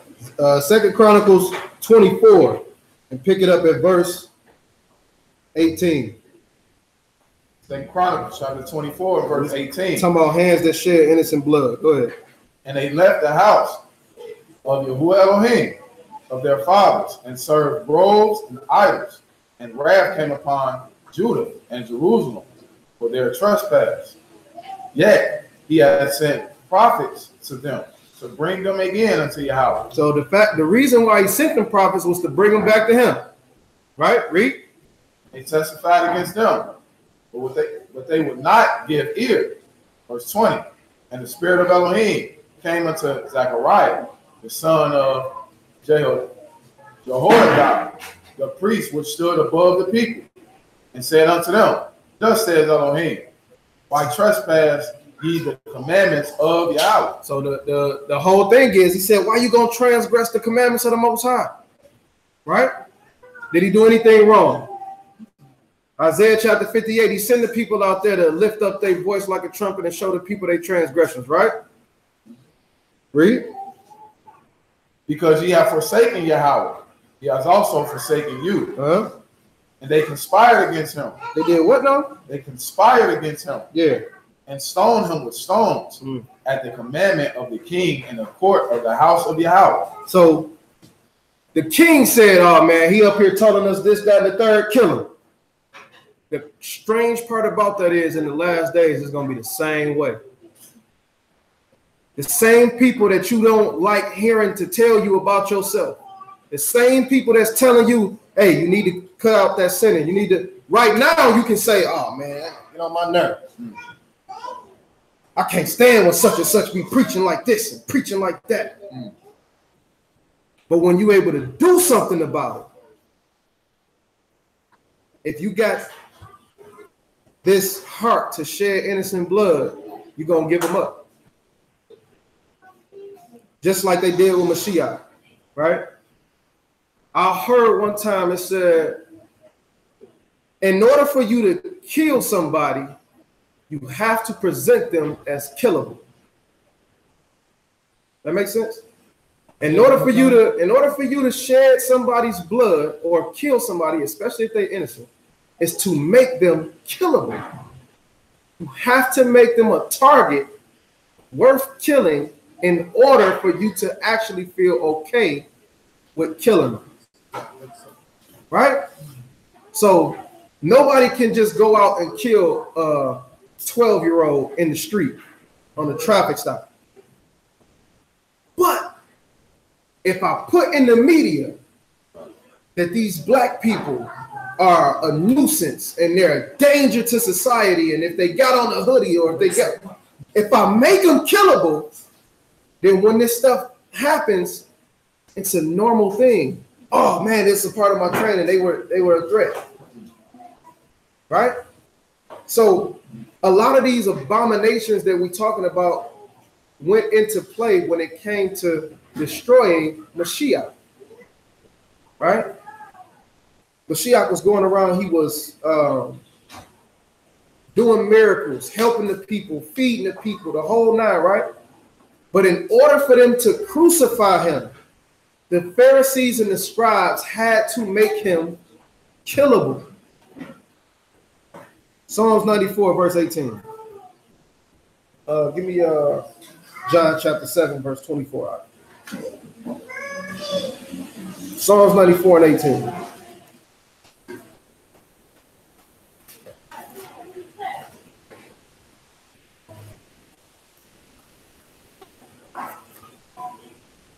Psalm 94 and 18. And when I said, my foot slippeth, the mercy, O Yahuwah, held me up in the multitude of my thoughts within me, that comforts the life, my soul. Shall the throne of iniquity have fellowship with thee? He says, shall the throne of iniquity have fellowship with you? Read. Which frame of mischief by a law? Which frame of mischief by a law? Which frame mischief by a law? That's a question that he asked, right? Should the works of iniquity have fellowship with your kingdom, which frame mischief by a law?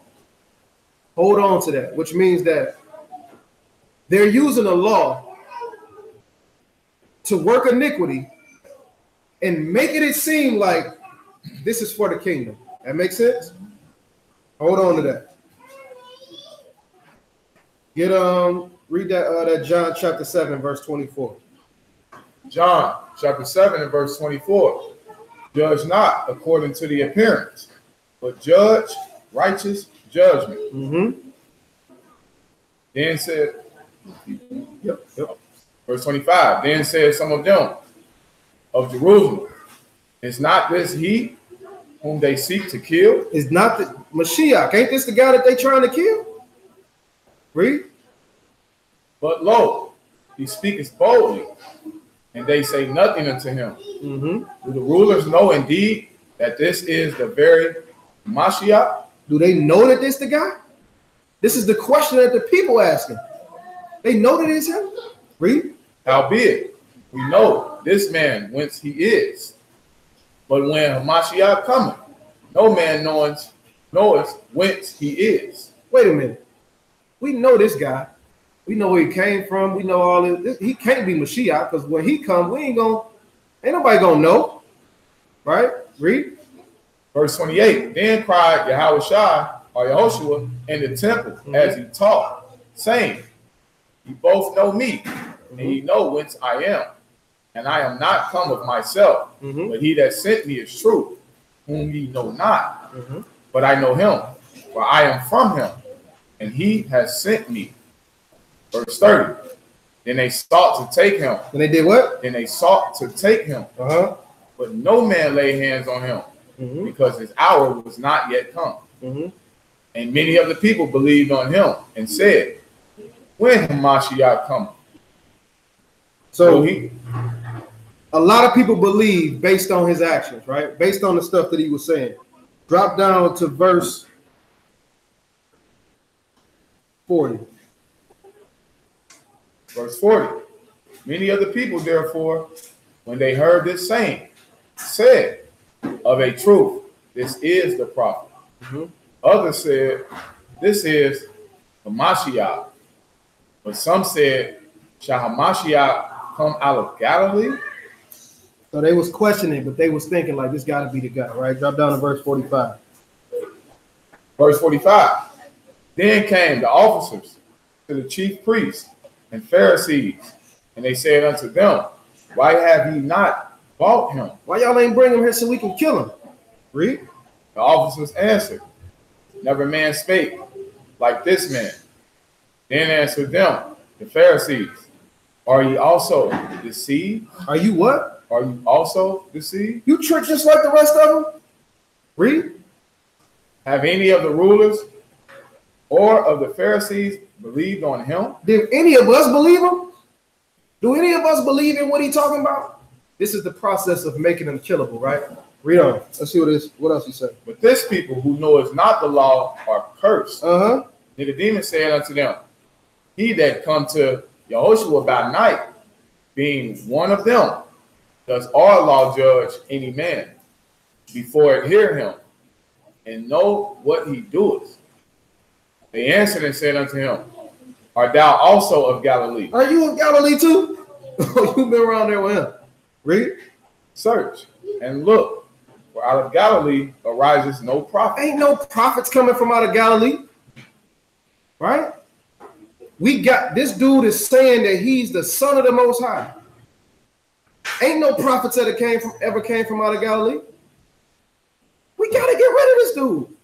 The people are already cursed. Read.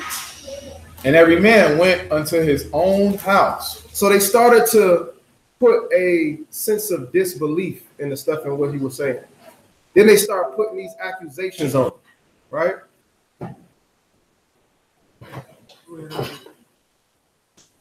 They start putting these accusations on him to make people rile up, right? Until it come to a head. Now we got to do something about it, right? Get Proverbs chapter 14. Matter of fact, nope. We'll come back to that. Hold on to that hands that shed innocent blood. Go back to Proverbs chapter 6 for me. Pick it up where he left off, verse 18. Proverbs chapter 6 and verse 18.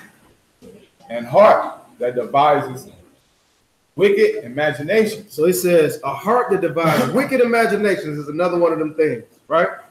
We're going to move quick. 2 Corinthians chapter 10, verse 4.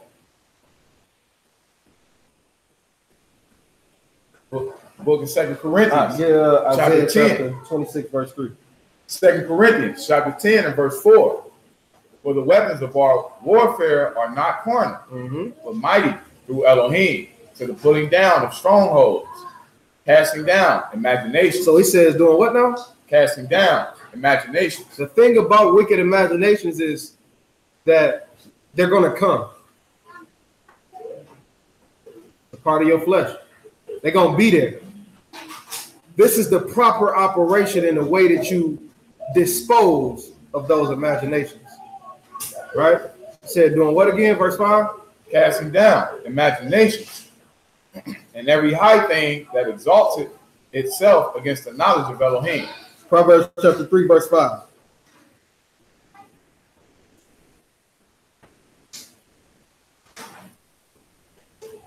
So it's not that you won't get these crazy thoughts in your mind, but he said those that devise wicked imaginations. When you come up with this stuff in your head, right? Oh man, I can't stand that brother, man. I'm about to go and tell such and such that he don't like him. Right? I'm about to go over here and tell such and such this, or I'm gonna slit his tires. You know what I'm saying? When you come up with these things in your mind, it's a difference from them just coming as opposed to you planning these wicked things, right? Premeditated. Proverbs 3 and 5. Trust in Yahuwah with all thine heart, and lean not unto thine own understanding. Your own understanding is your imaginations. Read. In all thy ways acknowledge him, and he shall direct thy paths. Proverbs 4 and 23.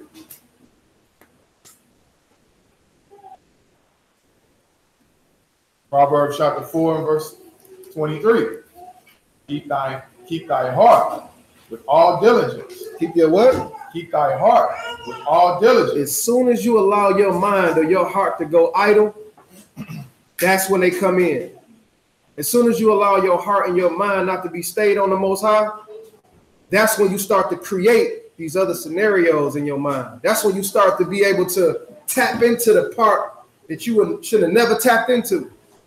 Beforehand, you seen that woman coming down the street, you're like, ah, man, you know, it is what it is. Keep it moving.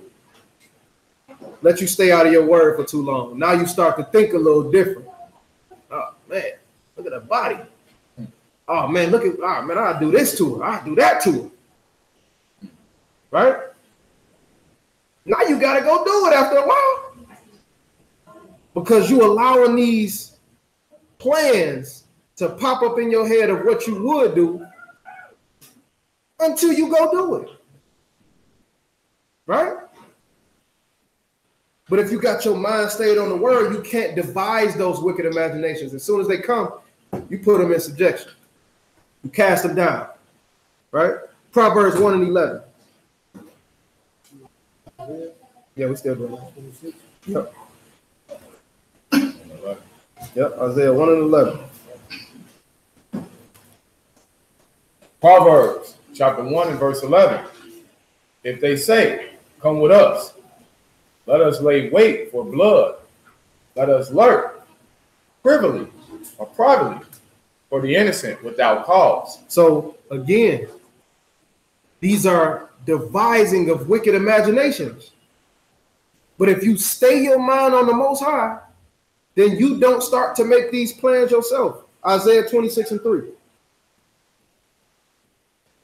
Isaiah chapter 26, verse 3. Thou wilt keep him in perfect peace. In perfect what? Perfect peace. Whose mind is what? Whose mind is stayed on thee, because he trusteth in thee. So when your mind starts to devise these wicked imaginations and you start to participate, it's because you're lacking something. You lacking the substance that's holding you together with the Most High. Right? And these wicked imaginations become wicked deeds. These wicked deeds turn into death. Right? So let's go back to that Proverbs 1:11. Let's see what it says. Proverbs chapter 1 and 11. If they say, come with us, let us lay wait for blood. Let us lurk privately for the innocent without cause. Without what? For the innocent without cause. Let us swallow them up alive as the grave, and whole as those that go down into the pit. We shall find all precious substance. This is a wicked imagination, right? Devising a wicked plan. This is an example of it. Go ahead. We shall find all precious substance. We shall fill our houses with the spoil. Cast in thy lot among us. Let us all have one purse. It said, let us all do what? Let us all have one purse. So he said, look, we're going to go and kill the innocent. We're going to divide their money up. And we all going to have this stuff together. We're going to go through, get their land, the whole nine. That's the same thing that Balak was trying to do with Balaam. He went to him and said, look, man, don't you curse this people for me. I give you all type of honor, all type of riches. We can share this thing together. You can have a chief seat in my kingdom. He was devising a wicked imagination. And Balaam was swift to go to it. The Most High destroyed the earth because the imaginations of men were wicked continuously. Go all the way back to Genesis. So when he says he don't want that in his kingdom, that means that if you are doing that, you won't be a part of it. Proverbs chapter 6 and verse 19.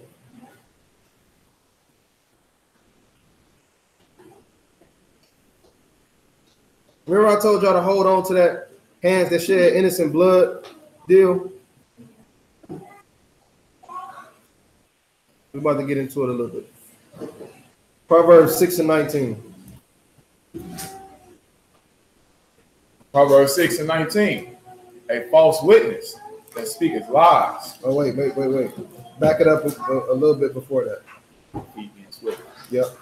Proverbs 6 and 18. and heart that devises wicked imaginations, feet that be swift into running, or in running to mischief. Feet that be what now? Feet that be swift in running to mischief. Feet that be swift to running into mischief, meaning when the wicked imaginations is presented to them, what do? They go, right? Right? Balaam was the same way. My man presented it to him. What'd he do? Hey, if they come back to you, go ahead and go with them. But say the only thing I'll tell you. Before they even came to him, what'd he do? Hopped up and left. Right? Let's look at an example of that. Matthew chapter 26, verse 14.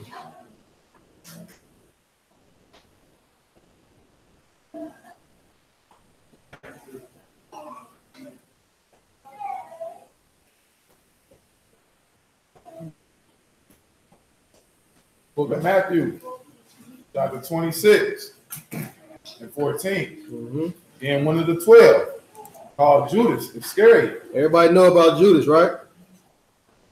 What'd he do? Went unto the chief priest. He did what? He went unto the chief priest. They came to him. He went unto the chief priest. How many of y'all know that it was Judas that actually went to them when he went to snake Mashiach? They already had the wicked imaginations on what they wanted to do to him, right? Everybody knew it. Remember, the people said, "Ain't that Mashiach who they want to kill?" So it says that Judas did what now? He went unto the chief priests and said unto them, "What will ye give me, and I will deliver him unto you?" What will you give me, and I'm gonna deliver him to you? Right? The children of Israel. Israel means a prince that have power with Yah. That's what the name Israel means, right? So Balaam went to curse the children of Israel, whose name means the prince that has power with Elohim, or power with the Most High, right? Mashiach is not the king, but he is the what? The Prince of Peace, right? The prince that has power with the Most High, right? So Judas went and says, "How much you gonna give to me for me to give him up?" Right? The difference with him and Balaam is they came and told him what they had given. He went seeking it out. It says feet that are swift to go in the mission, right? Read the next verse. "And I will deliver him unto you." And they covenanted with him for 30 pieces of silver. What's your salvation worth? 30 pieces of silver? The new Jordans that's coming out? That's it? Read. Verse 16. "And from that time, he sought opportunity to betray him." So from the time that he went and talked to them, he was plotting the whole time, every time he was with them. Dang, no, it's too many people around. Every time he waiting on this opportunity to jump out and say, "Come get him." That's a sick person to have around you. Right? Read that last verse again. "From that time, he sought opportunity to betray him." So they covenant with him for 30 pieces of silver so they can kill Mashiach, so they can shed innocent blood, right? Deuteronomy chapter 27, verse 25.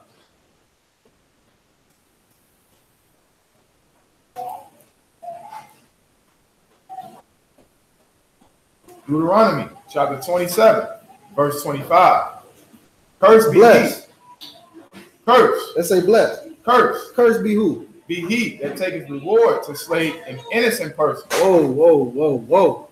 It say cursed be he that do what? Taketh reward to slay an innocent person. Now, Judas sold Mashiach out for a reward, right? For them to say, hey man, stop preaching what you're doing? No, to kill him.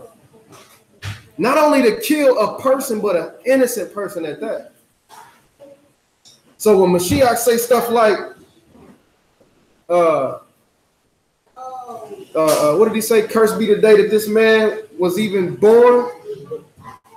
What did he say specifically? He said it would be better that he was not born. It would be better that this man had not been born than for him to betray the Son of the Most High. So he was cursed. Right? But he did it anyway.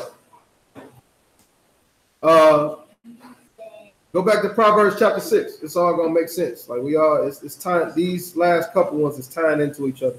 The reward. Remember this reward. Indeed. Indeed.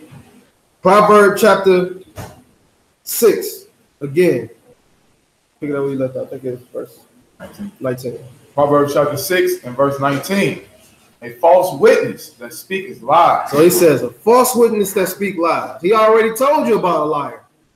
Right? But the thing in front of this liar is a false witness. How dangerous is a false witness? There was 3 black guys that raped me and killed my children. Yep. Right? Man, who did the shooting, man? It was that guy down the street with that green hat on. He been chilling the whole time. He ain't did nothing. But guess what? He might be getting taken down for that because she was the eye witness. She just don't like dude down the street. He was with her before, and then he left her, so she will get him locked up. Right? That was a little jokey joke. Exodus chapter 23, verse 7. Exodus 23 and verse 7. Shemot, or Exodus chapter 23 and verse 7. Keep thee far from a false matter. Do what now? Keep thee far from a false matter. Mm-hmm. And the innocent and righteous slay thou not. He said that what now? Keep thee far from a false matter. Keep you far from a false matter. And what? And the innocent and righteous slay thou not. Don't slay the innocent and the righteous. Stay away from a far matter. Keep you far from a false matter. Right? Jump up to verse 1. Verse 1. Thou shalt not rise a false report. Put not thine hand with the wicked to be an unrighteous witness. Mm-hmm. Thou shalt not follow a multitude to do evil. Exodus 20 and 16. He told you not to follow a, what now? A multitude to do evil. Exodus 20 and 16. All this stuff is playing into the same part here. Shemot, or Exodus 20 and 16. Thou shalt not bear false witness against thy neighbor. Plain and simple, right? Deuteronomy 19. Verse 15.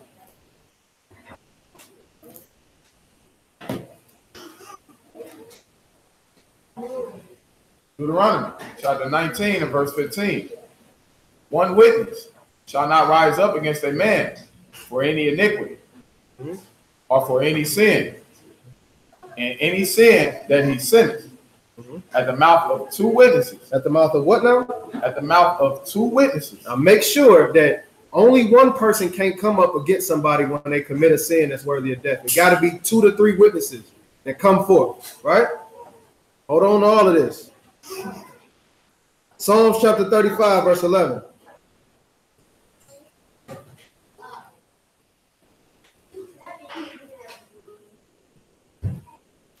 So don't be a part of a false matter when they're going to shed innocent blood. Keep you away from a false report. Don't follow a multitude of people that do evil, right? You need 2 or 3 witnesses to stone somebody or kill somebody for something that they did wrong, right? Psalms 35 and 11. Book of Psalms, chapter 35 and verse 11. False witnesses did rise up. They laid to my charge things that I knew not. It said they laid to my charge what? Things that I knew not. Uh-huh. They rewarded me evil for good. They did what? They rewarded me evil for good. Mm-hmm. To the spoiling of my soul. To the spoiling of my what? To the spoiling of my soul. Yeah. But as for me, when they were sick, my clothing was sackcloth. I humbled my soul with fasting, and my prayer returned into my own bosom. Mm-hmm. Verse 14, I behaved myself as though he had been my friend as or though brother. Who? As though he had been my friend or brother. As though they. As though he had been my friend or brother. I bowed down heavily as one that mourneth for his mother. Now, so he's saying, stay away from this false report. Don't bear false witness. Don't follow a multitude to do evil. It takes 2 to 3 witnesses, right? For you to stone somebody or kill somebody for an offense. Get Matthew chapter 26, verse 59. Paul, go back to Psalms chapter 94.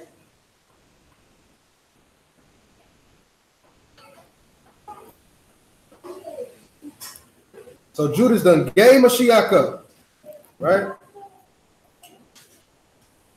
Matthew 26 and 59. Matthew chapter 26 and verse 59.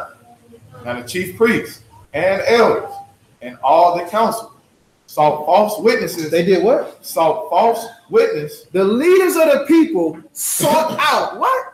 False witness. False witnesses for what?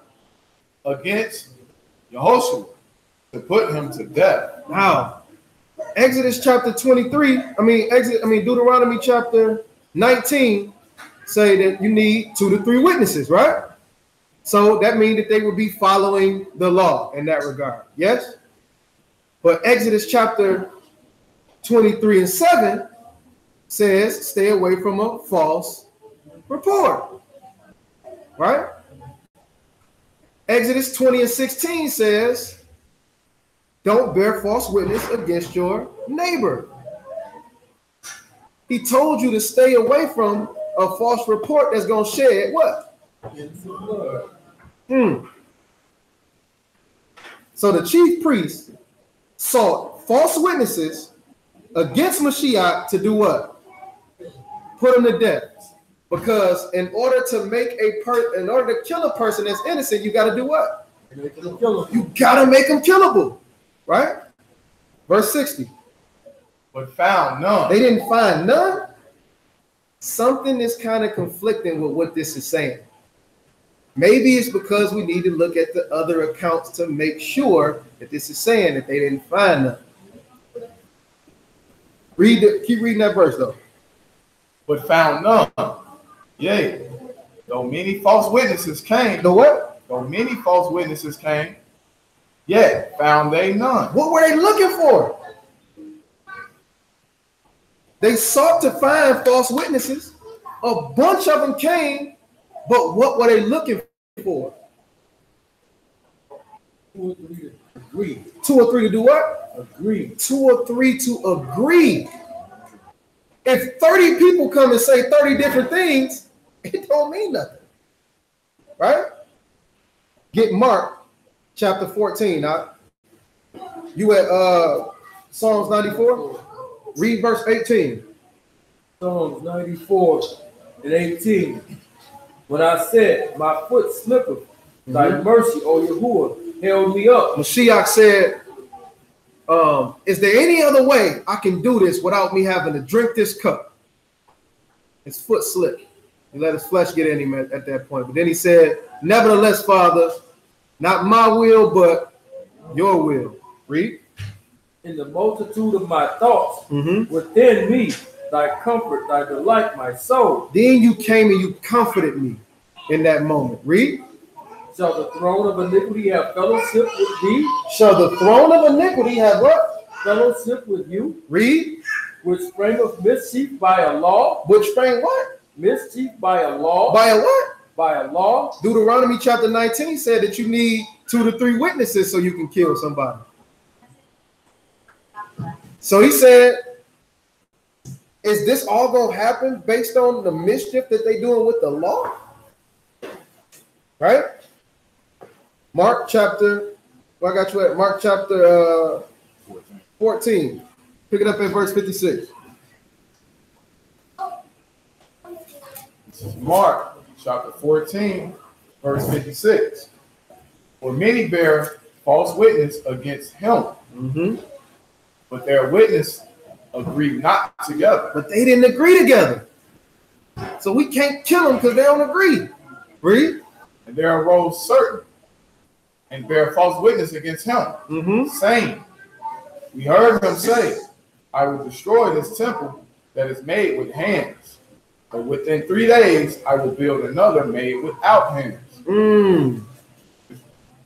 So the text said that he spoke of the what? Spoke of his body, right? But they saying that he gonna go through, he gonna smash out the temple. They just rose up a what? False witness, a lie, right? False witness that tell lies. Read on. But neither so did their witness agree together. And the high priest stood up in the midst and asked Yahushua, saying, answerest thou nothing? You ain't got nothing to say about all these people coming in here talking about you? Read.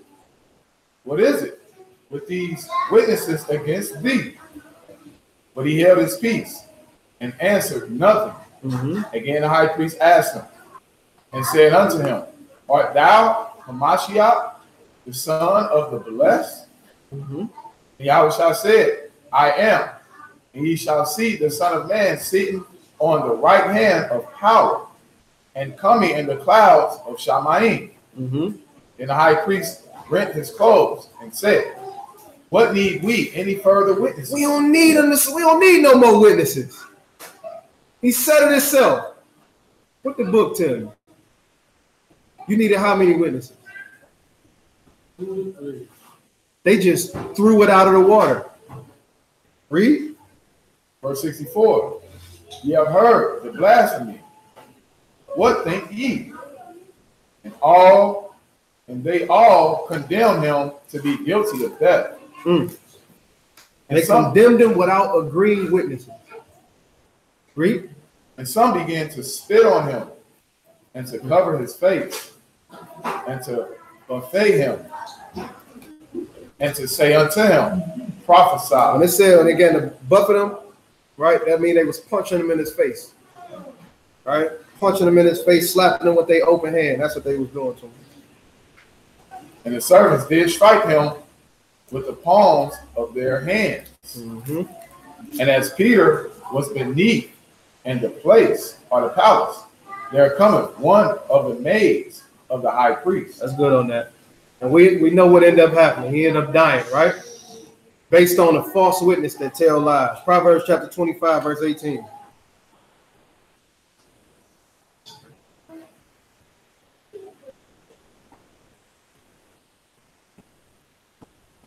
Book of Proverbs, chapter 25, verse 18.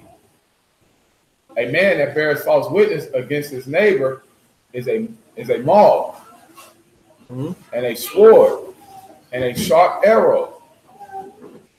Confidence and an unfaithful. No, you good. So he said, a man that bears false witness against his neighbor is a maul, and a sword, and a sharp arrow. What you do with those things? Kill. So a false witness is just as good as a person that shed innocent blood. If you're going to be a false witness and a false report to follow after a multitude to do wickedly, you're pretty much including all of these Proverbs chapter 6 things that he hates. Right? It's hard to do one without doing another one. Right? Let's go back. Proverbs chapter 6.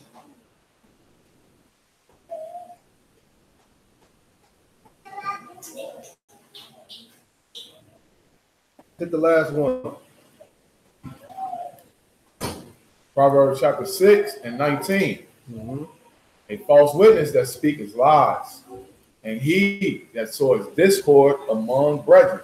Why would he hate that? Why would he hate for you to sow discord amongst your brethren? What is that? Huh? Getting stuff started? Yes. What else? Confusion amongst brethren? Yes. What else? Get Proverbs chapter 6 and verse 11 now. Jump over to Proverbs 16:27. Proverbs 6 and 11. So shall thy poverty come as one that travaileth, and thy want as an armed man. A naughty person, a wicked man, walketh with the forward mouth. He walk with a what? With the forward mouth. What does that forward mouth mean? A perverse mouth, right?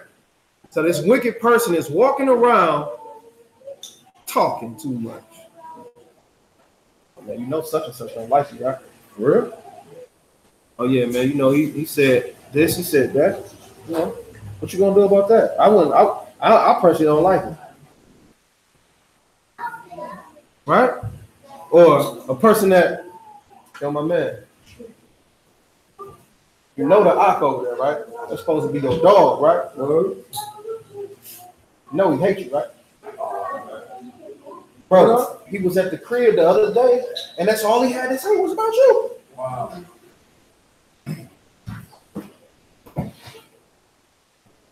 Girl, guess what? Insert whatever.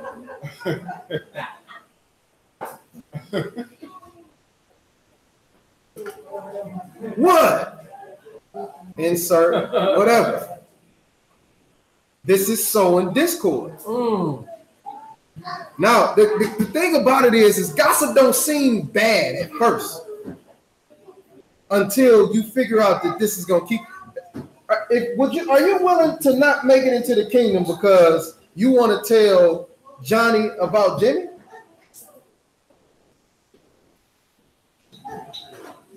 That don't even make sense. Stuff that don't even got nothing to do with you. Well, you know, such and such. Yeah. Yep. Yeah, man, shoot. If I was you, right? His wine cheaper than yours. I like the texture of their shirts. Right? Why they doing this? Why they doing that? If you just talk about something that happened. Is it gossip if you talk about something that happened? Like if you just said, well, this happened. Depends on what the purpose is. What's your purpose? I'm just saying, what is the purpose of you indulging certain information with somebody? Matter of fact, let's get it. Where you at in that read what verse was that? 12? Yep, 12. Read verse 13. Verse 13. He winketh with his eyes. He speaketh with his feet. He teacheth with his fingers. Forwardness is in your heart. He deviseth mischief continuously. He soweth discord. Therefore shall his calamity come suddenly. Suddenly shall we be broken without remedy. Proverbs chapter 16, verse 27. An ungodly man diggeth up evil, and in his lips there is a burning fire. A forward man soweth strife. He do what? A forward man soweth strife. So if you telling somebody something that's gonna cause strife with the person that you're telling it to, sow discord, right?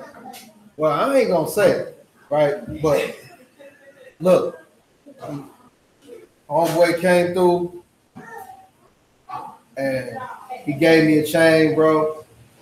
And look, it don't mean that, you know what I'm saying? But He was just saying like nobody else that he know chains is better than his, and everybody else that I got a chain from is whack.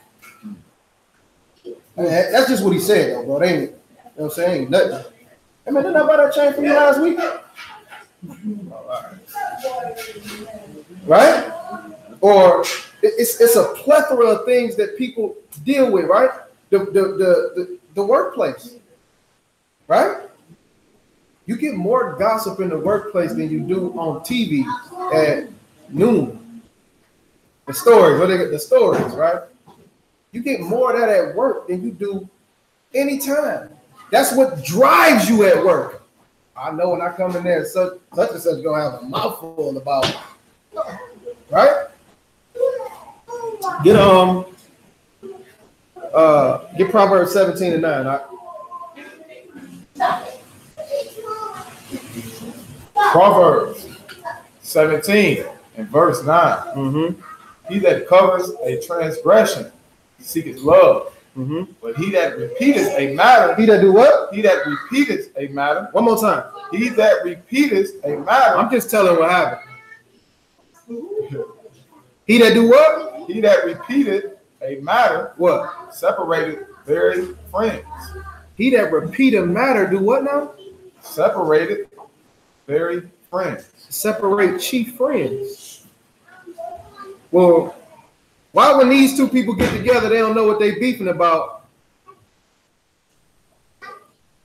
Because it came from you. Right? Let's just say somebody is telling you something in complete confidence. They vent. It's not your job to go and tell it to nobody else. Especially not to the person they vent to you about. To cut that off, if you don't want to be that person, yo, my man B said this before. He said, don't let people dump their garbage on you. You know what I'm saying? Cut it off. Hey, bro, man, look, I'm going to tell you like this, bro. You know that boy Quab. Hold on, man. Go and holler at that man about that. Right? But people that repeat matters over and over, it said they separate chief friends. We've seen it happen. Right? That happened amongst us. Right? Get Romans chapter 16, verse 17. Go get James chapter 4 and verse 11.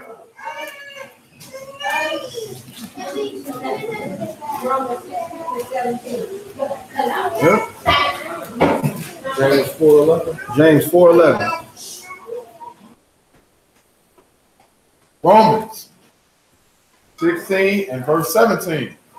Now I beseech you, brethren. Now this is what you don't want to do though. Read. Mark them. Do what? Mark them. Mark them. What does it mean to mark them? Huh? I can't hear you. What does it say mark them? What that mean? Nobody know? Not to give them the mark of the beast. What does it say? Mark them what? Mark them which cause division. That do what? That cause division. And what? And offenses. Uh-huh. Contrary to the doctrine which ye have learned. Mark them that cause these offenses and divisions and what? Go ahead. And avoid them. And do what? And avoid them. Avoid them. Ain't nobody willing to do that though, huh? No. Get away from me, man. You the one who be starting all that mess between everybody. You scared to call them out though. Books say mark them. You gonna call them out or you ain't gonna call them out? Because that destroys the body. It's cancer. Right? If you keep allowing the same stuff over and over again, the same people to come and whisper stuff in your ear, the same, it's never going to be a standing congregation. It's going to always fall because you allow somebody from the outside or even on the inside to come in and serpent their way through. Right? If you are the serpent, got news for you. You don't change it, we're going to see. Anything abominable or detestable to the Most High, something that he hates, it ain't gonna fare well. And only imagine. Right? What verse did you at up? 17. All right, keep reading. Verse 18. For they that are such serve, not are Adonai. Them people don't serve the Most High. Read. Hamashiach, but their own belly. They serve what? Their own belly. They only in it for themselves. Right? This got to be another type of dopamine or something. Because it's like you addicted to it. You can't not tell it. You didn't say a person that can't hold water. Right? I never understood what that meant when I was younger. Right? What do it mean when you can't hold water? You talk too much. Loose lips sink ships. Loose lips do what? Loose lips sink ships. A lot of us talk too much. Telling stuff you ain't got no business telling. Going around and talking about stuff that you ain't got no business talking about. But you think it's okay. Have you ever done that before and afterwards you felt crummy on the inside? Man, I shouldn't have said that. Should have never even said that. It's too late now. Can't take it back. But while you doing it, you like, man, yeah, dog, and I know it. I know you were talking about the crazy, baby. Because you feel like you're getting brownie points. Right? And then I know if I go and tell him about his eye, that boy gonna look at me like you my dog. Don't work like that. Galatians chapter 6 and verse 1. I got you holding that John 4:11.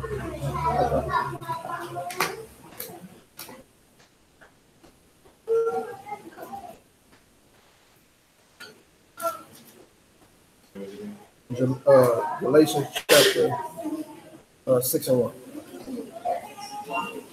Galatians chapter 6 and verse 1. Brethren, if a man be overtaken in a fault, ye which are spiritual, restore such, and one in the spirit of meekness, considering thyself. So this is not for if a person come to you and say, yo, man, I'm dealing with this. I sinned like this. I did this. I did that. Oh, man, you all right? You saying like what?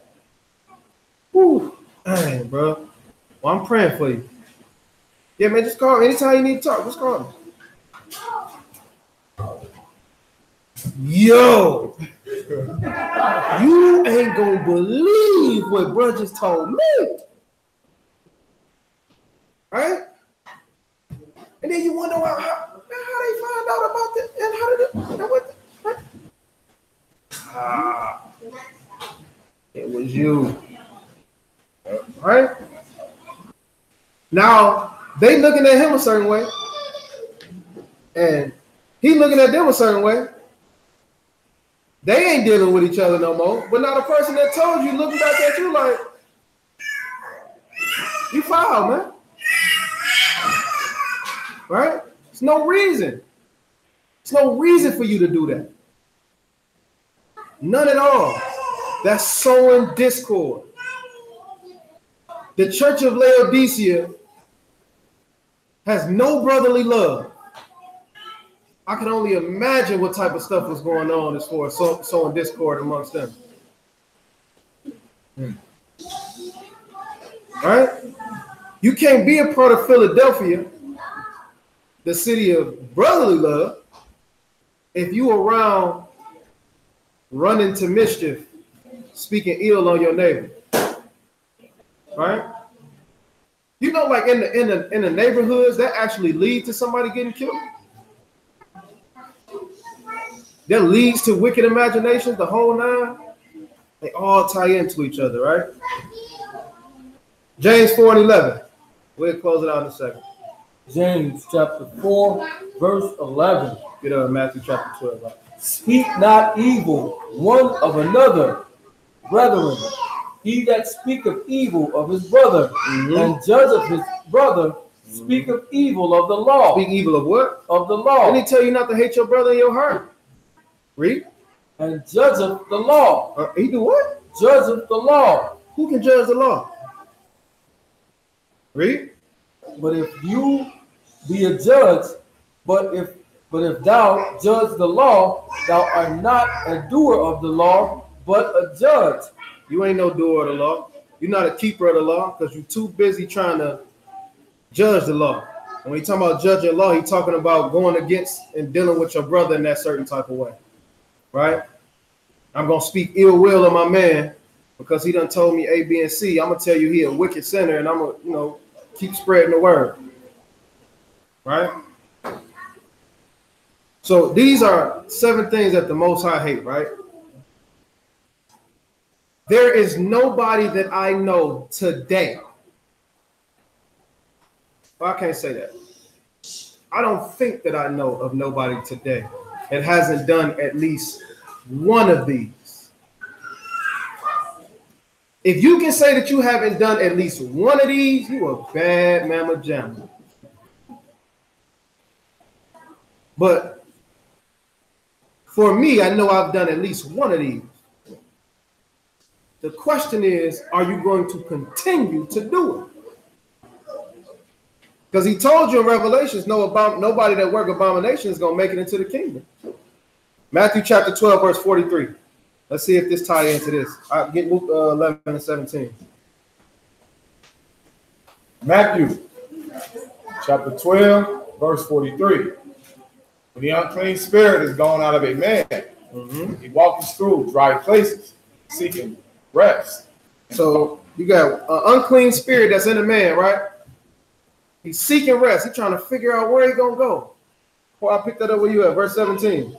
Luke 11 and 17. But he, knowing their thoughts, said unto them, every kingdom divided against itself. Every kingdom what? Divided against itself is brought to desolation. So if we are around here sowing discord amongst each other, where can we go? Nowhere. We're going to crumble. When we come together and we have these meetings, these talks, these gatherings, and we say, hey, don't allow nobody to come into what we have and to mess it up. You give nobody that power. It's for a reason. Read on. Desolation, and a house divided against a house falleth. If Satan also be divided against himself, how shall his kingdom stand? Because ye say that I cast out devils through Beelzebub. Go ahead. And if I say that if I by Beelzebub cast out devils, by whom do your sons cast them out? Therefore shall they be your judges.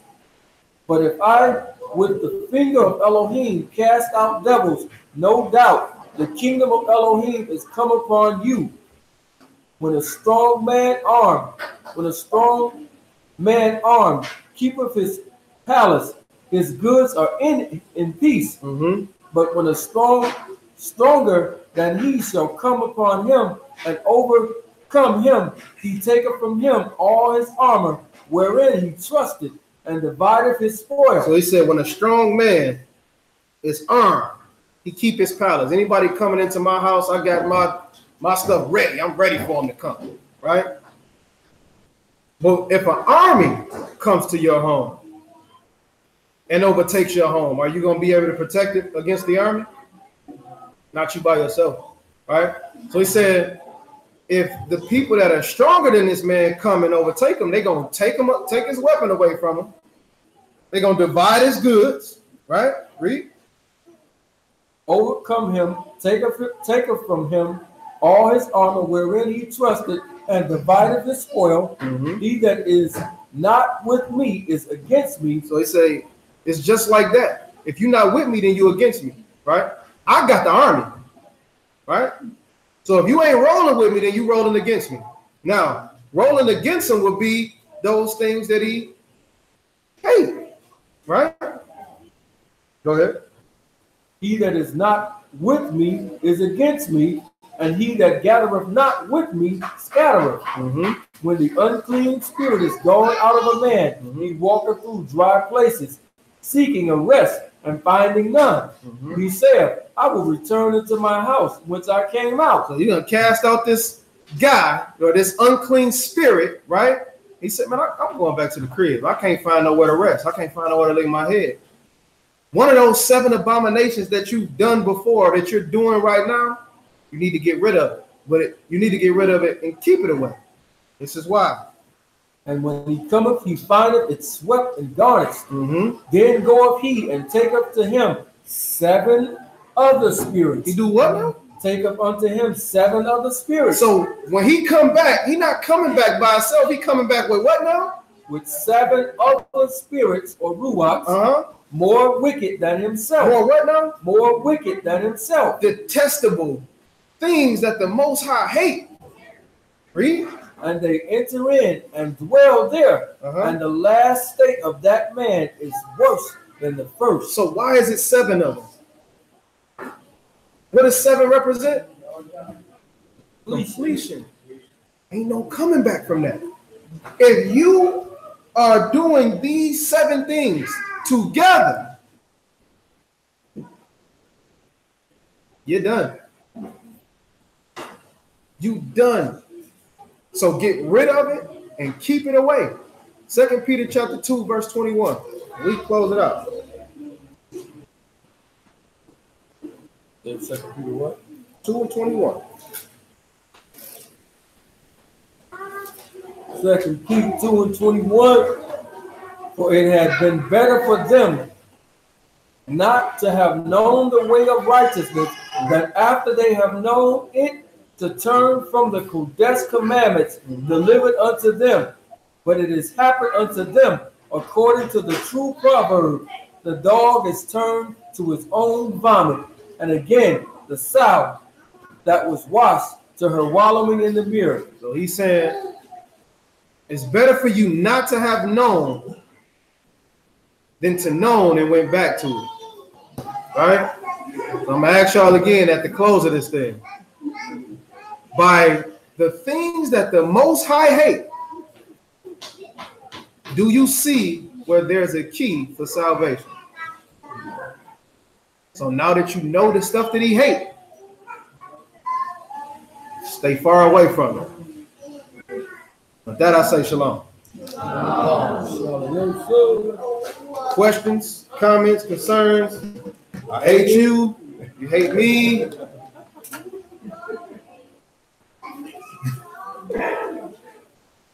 That's all I got, man. That's all I got.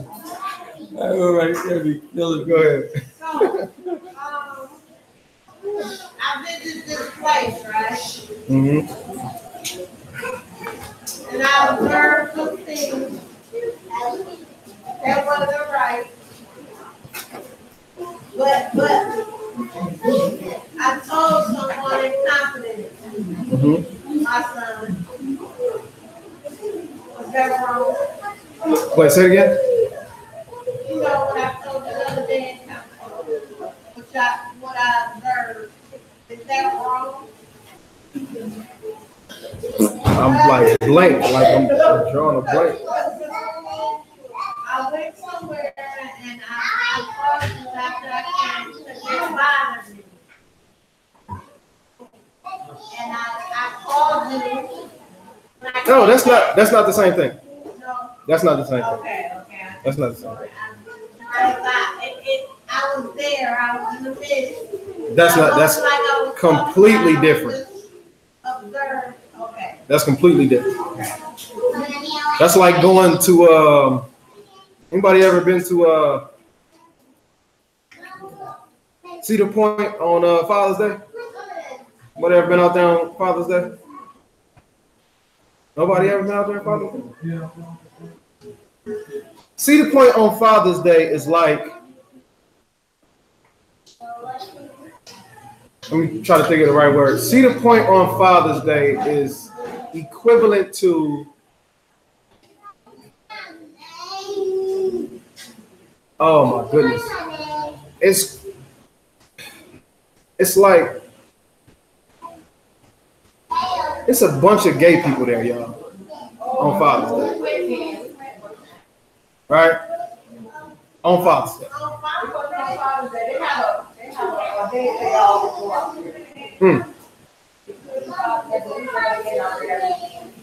So,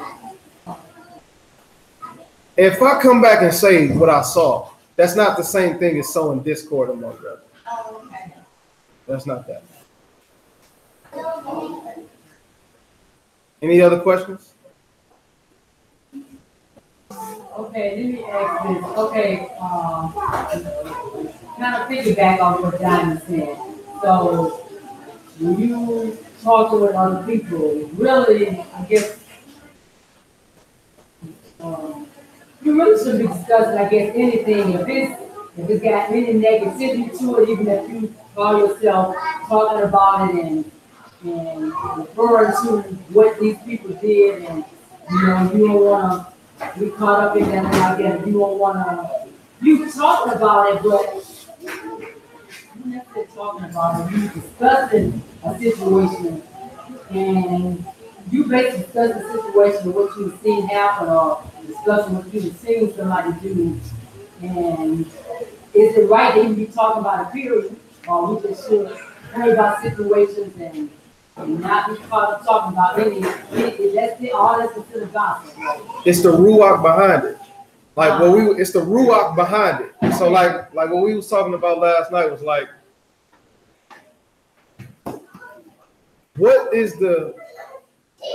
what's the intention of you saying this? You get what I'm saying? Is it just to frustrate the person you talking to?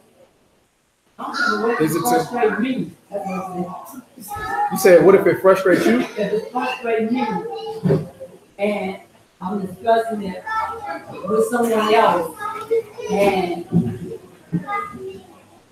it's certain things is happening. They're frustrating me, and if you're talking about it, and you're not. I don't know what I'm talking about a negative. If you're talking about it in a way of not somebody feels. So we remember we talking about sowing discord among brethren, right? Something that'll separate brethren from being one, so to speak, right?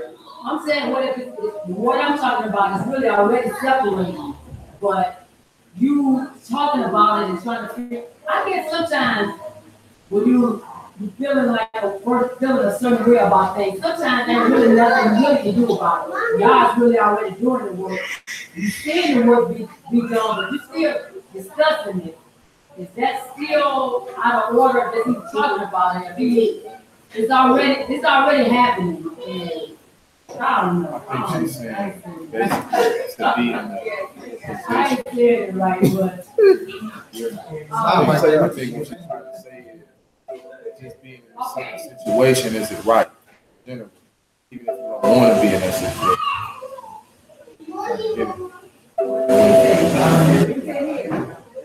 Okay. Sister, are you basically saying like you don't want to really be in a situation of discord, right? Exactly. Are you saying basically, is it right or wrong to even be in a situation?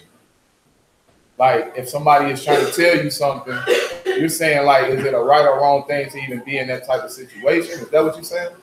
No, she's trying to say the good across is since she even be talking about it with other people. To other people, what I'm seeing is transpiring amongst the brothers and sisters. I'm seeing things happening. I'm seeing it, but should I even be discussing what I'm seeing? Or just pray about it and just don't talk about anything at all? Yeah, you could. Again, if it's gonna cause that whole thing to add to it, you know. Yeah. Or should you talk about it amongst the ones that you see happening? You know what I mean? So we if you have an art with your brother, go to him. It's basically, it ain't just one or whatever. It's starting to be more than one. It's okay. Oh, we all family. If you haven't ought, go to them, or him, or her. I definitely don't ought. Yeah, I ain't making myself money. I'm about to figure out where to see it. I ain't got no ought. We might have to chop it up about it later. But it ain't no type of ought available. So it's not an ought. No, it's not an ought at all. I basically totally understand things like that. It's just when you're seeing things falling apart, they're like around you. This, I guess I'm just trying to say. It's like you're seeing things that just, You know what you're talking about. okay, this is what I'm saying. When you grew up, it's feeling that things around you is falling apart, and is it something, when I say something, is it, and talking to people, is it something that I need to do more when I say something, or just pray about it and leave it alone? When you say we discuss the thing, when you go to, most times I discuss things amongst my family, or people I consider friends or whatever, when I go and talk to people about things that bother me that I see amongst us. And I say, when I go and discuss that with them, am I wrong? I understand that if I go too far and start talking about this, blah, blah, blah, doing this. But when you feeling perplexed or you feeling a certain way about stuff, and you're discussing that, is that wrong discussing it to another person, or should I go to the brother? Just like you said, it's all intent. All intent. Everything is when you do that, it's intent. Am I going over here to poison this person to them? Then it ain't no good.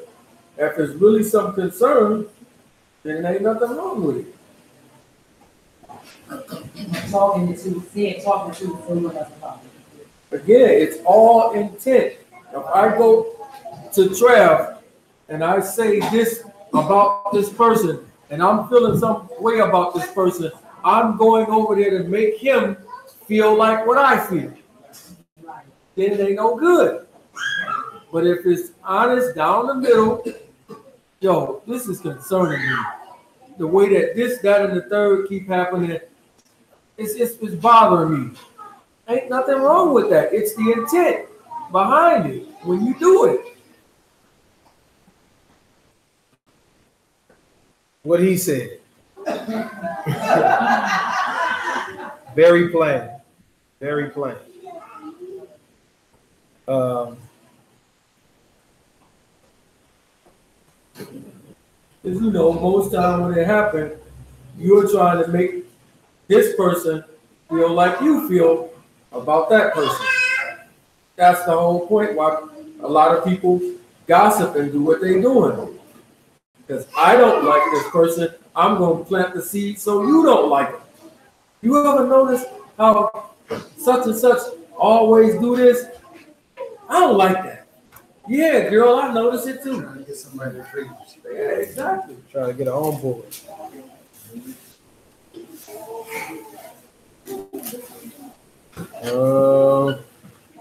Maybe it ain't like trying to plant the seed to say that, but maybe what can I do to maybe bring awareness that so they can know That's really good to just address that now and just talking among you. Just really start saying stuff. Yeah. We'll do it. If it's bothering you.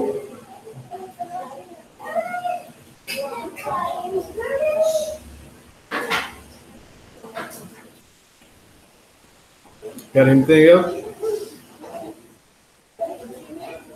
That's it? Man.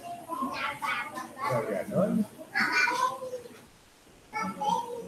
All right, with that, we say shalom.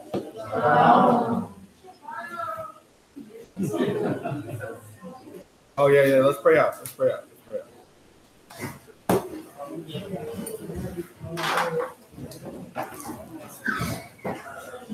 Hey, Elder Martin, did you want to do the song?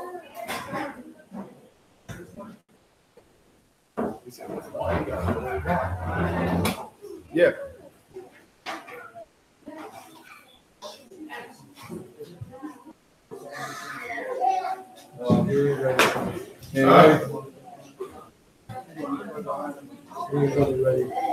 He said he ain't really ready. Unless you want to do the other one. The other one that we all used to, we can do that one. What's the other one you were talking about doing earlier? Yeah. Sure.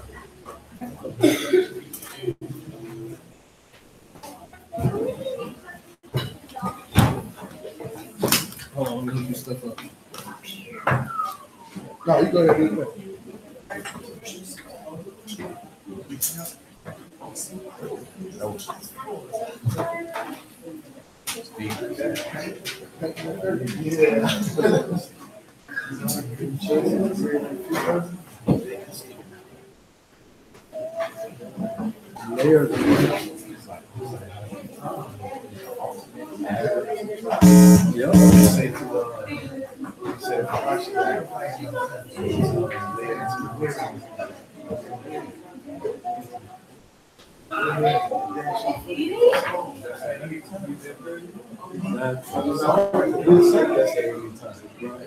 Basically, it's not nothing that you're doing.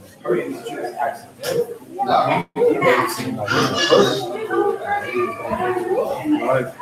That's the thing.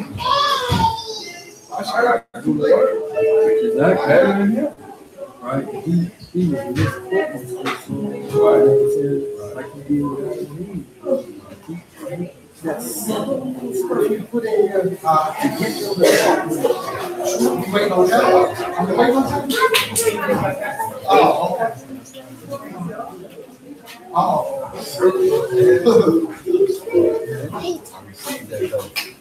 subtle, slick, more subtle. Every little slick thing.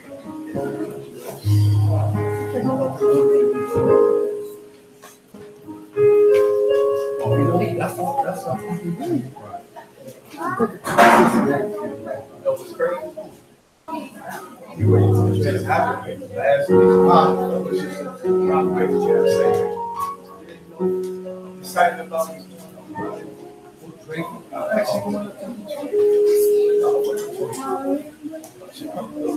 Maybe y'all can stop driving 4 hours.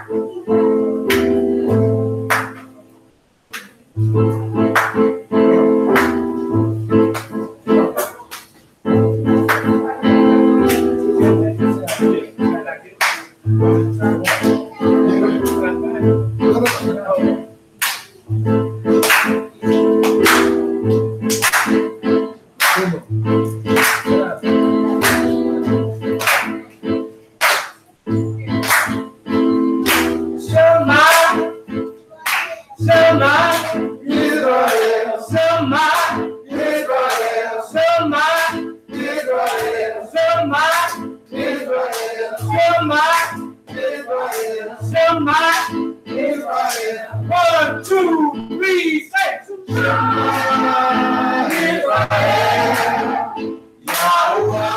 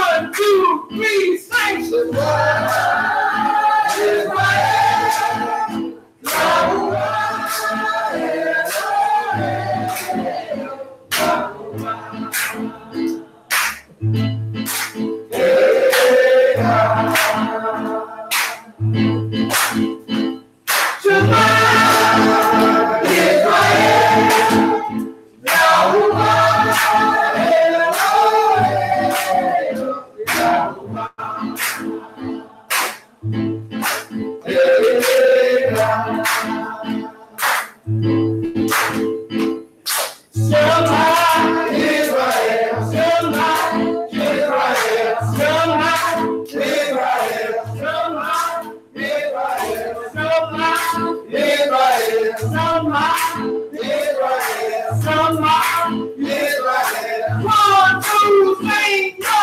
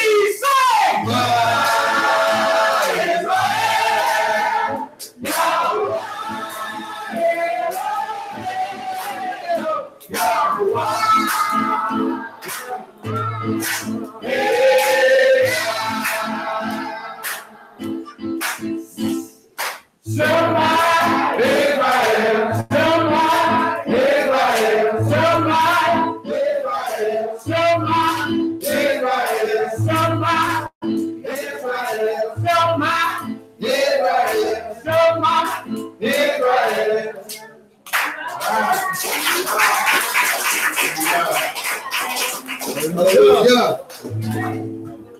I'm grateful for the things that you have done. Yes, I'm grateful for the victory we won. I could go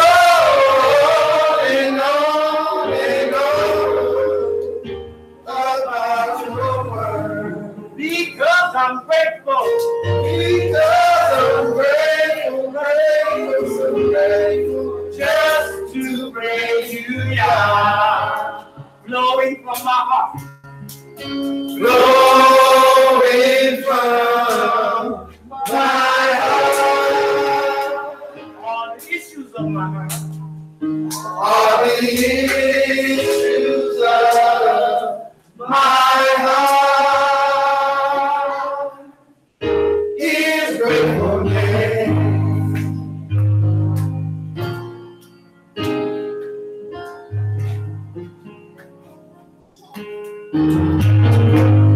I am grateful for the things we have learned that you have done.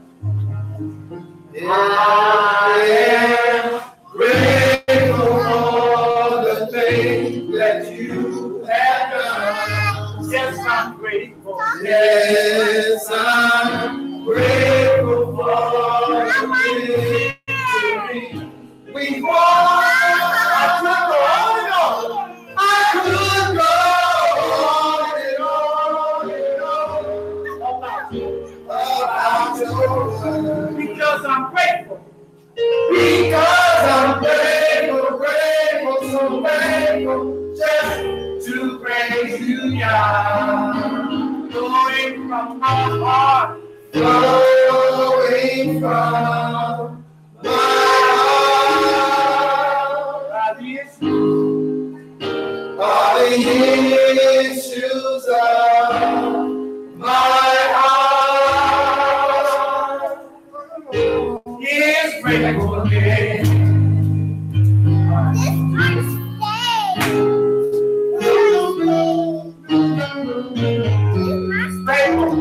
Grateful, grateful, grateful, grateful, grateful, grateful, grateful, grateful, grateful, grateful, grateful, gratefulness is flowing from my heart. Grateful, grateful, grateful, grateful, grateful, grateful, grateful, grateful, grateful.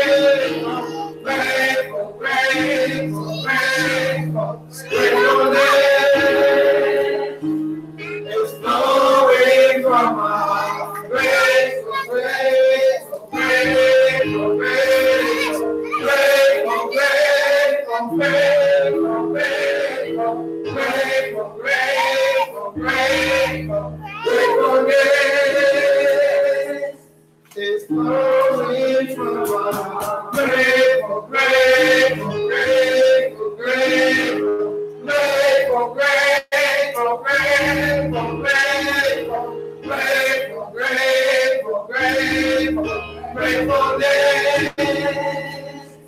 It's flowing, glory from my heart. Are the issues of my heart. Say that's me, flowing from my heart. Flowing from my heart. Are the issues of my heart is gratefulness.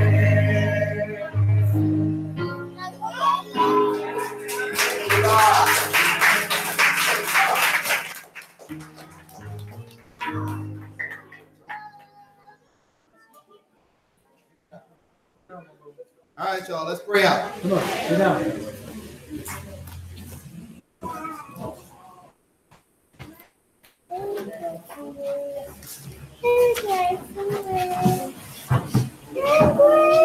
Boom. What is he doing? Motion, I was trying to pray out. This way. Leave it. Leave that alone.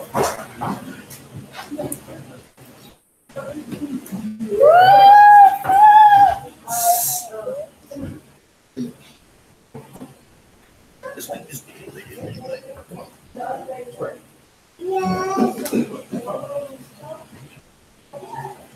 All minds clear?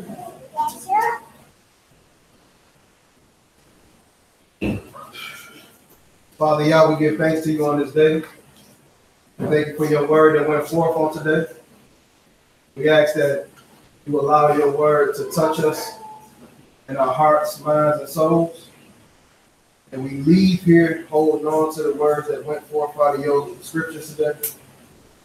And we take earnest heed to the things in which we've learned so we don't allow them to slip out of our memory. We want to be a part of your kingdom to come, not a detriment to ourselves in getting to that kingdom. Father, we ask that you not only hold our hand, but walk with us, Father, as we move through these perilous times, as we move through this world, move through all the sickness, the sadness, the violence, the evil imaginations, Father. We ask that you keep us with a steadfast heart towards you. We ask that you constantly come to us and remind us of your way. We ask that if we ever fall off, Father, that if we ever fall short of your esteem, Father, that you correct us, because you said you correct and you chastise whom you love. Father, we ask that you just be with us on a daily basis, Father. That we stay in your word and we meditate in your word day and night. And we become better servants for you. And we build not those old things, Father, that we already cast down and broke away. We love you. And we honor you. We praise you.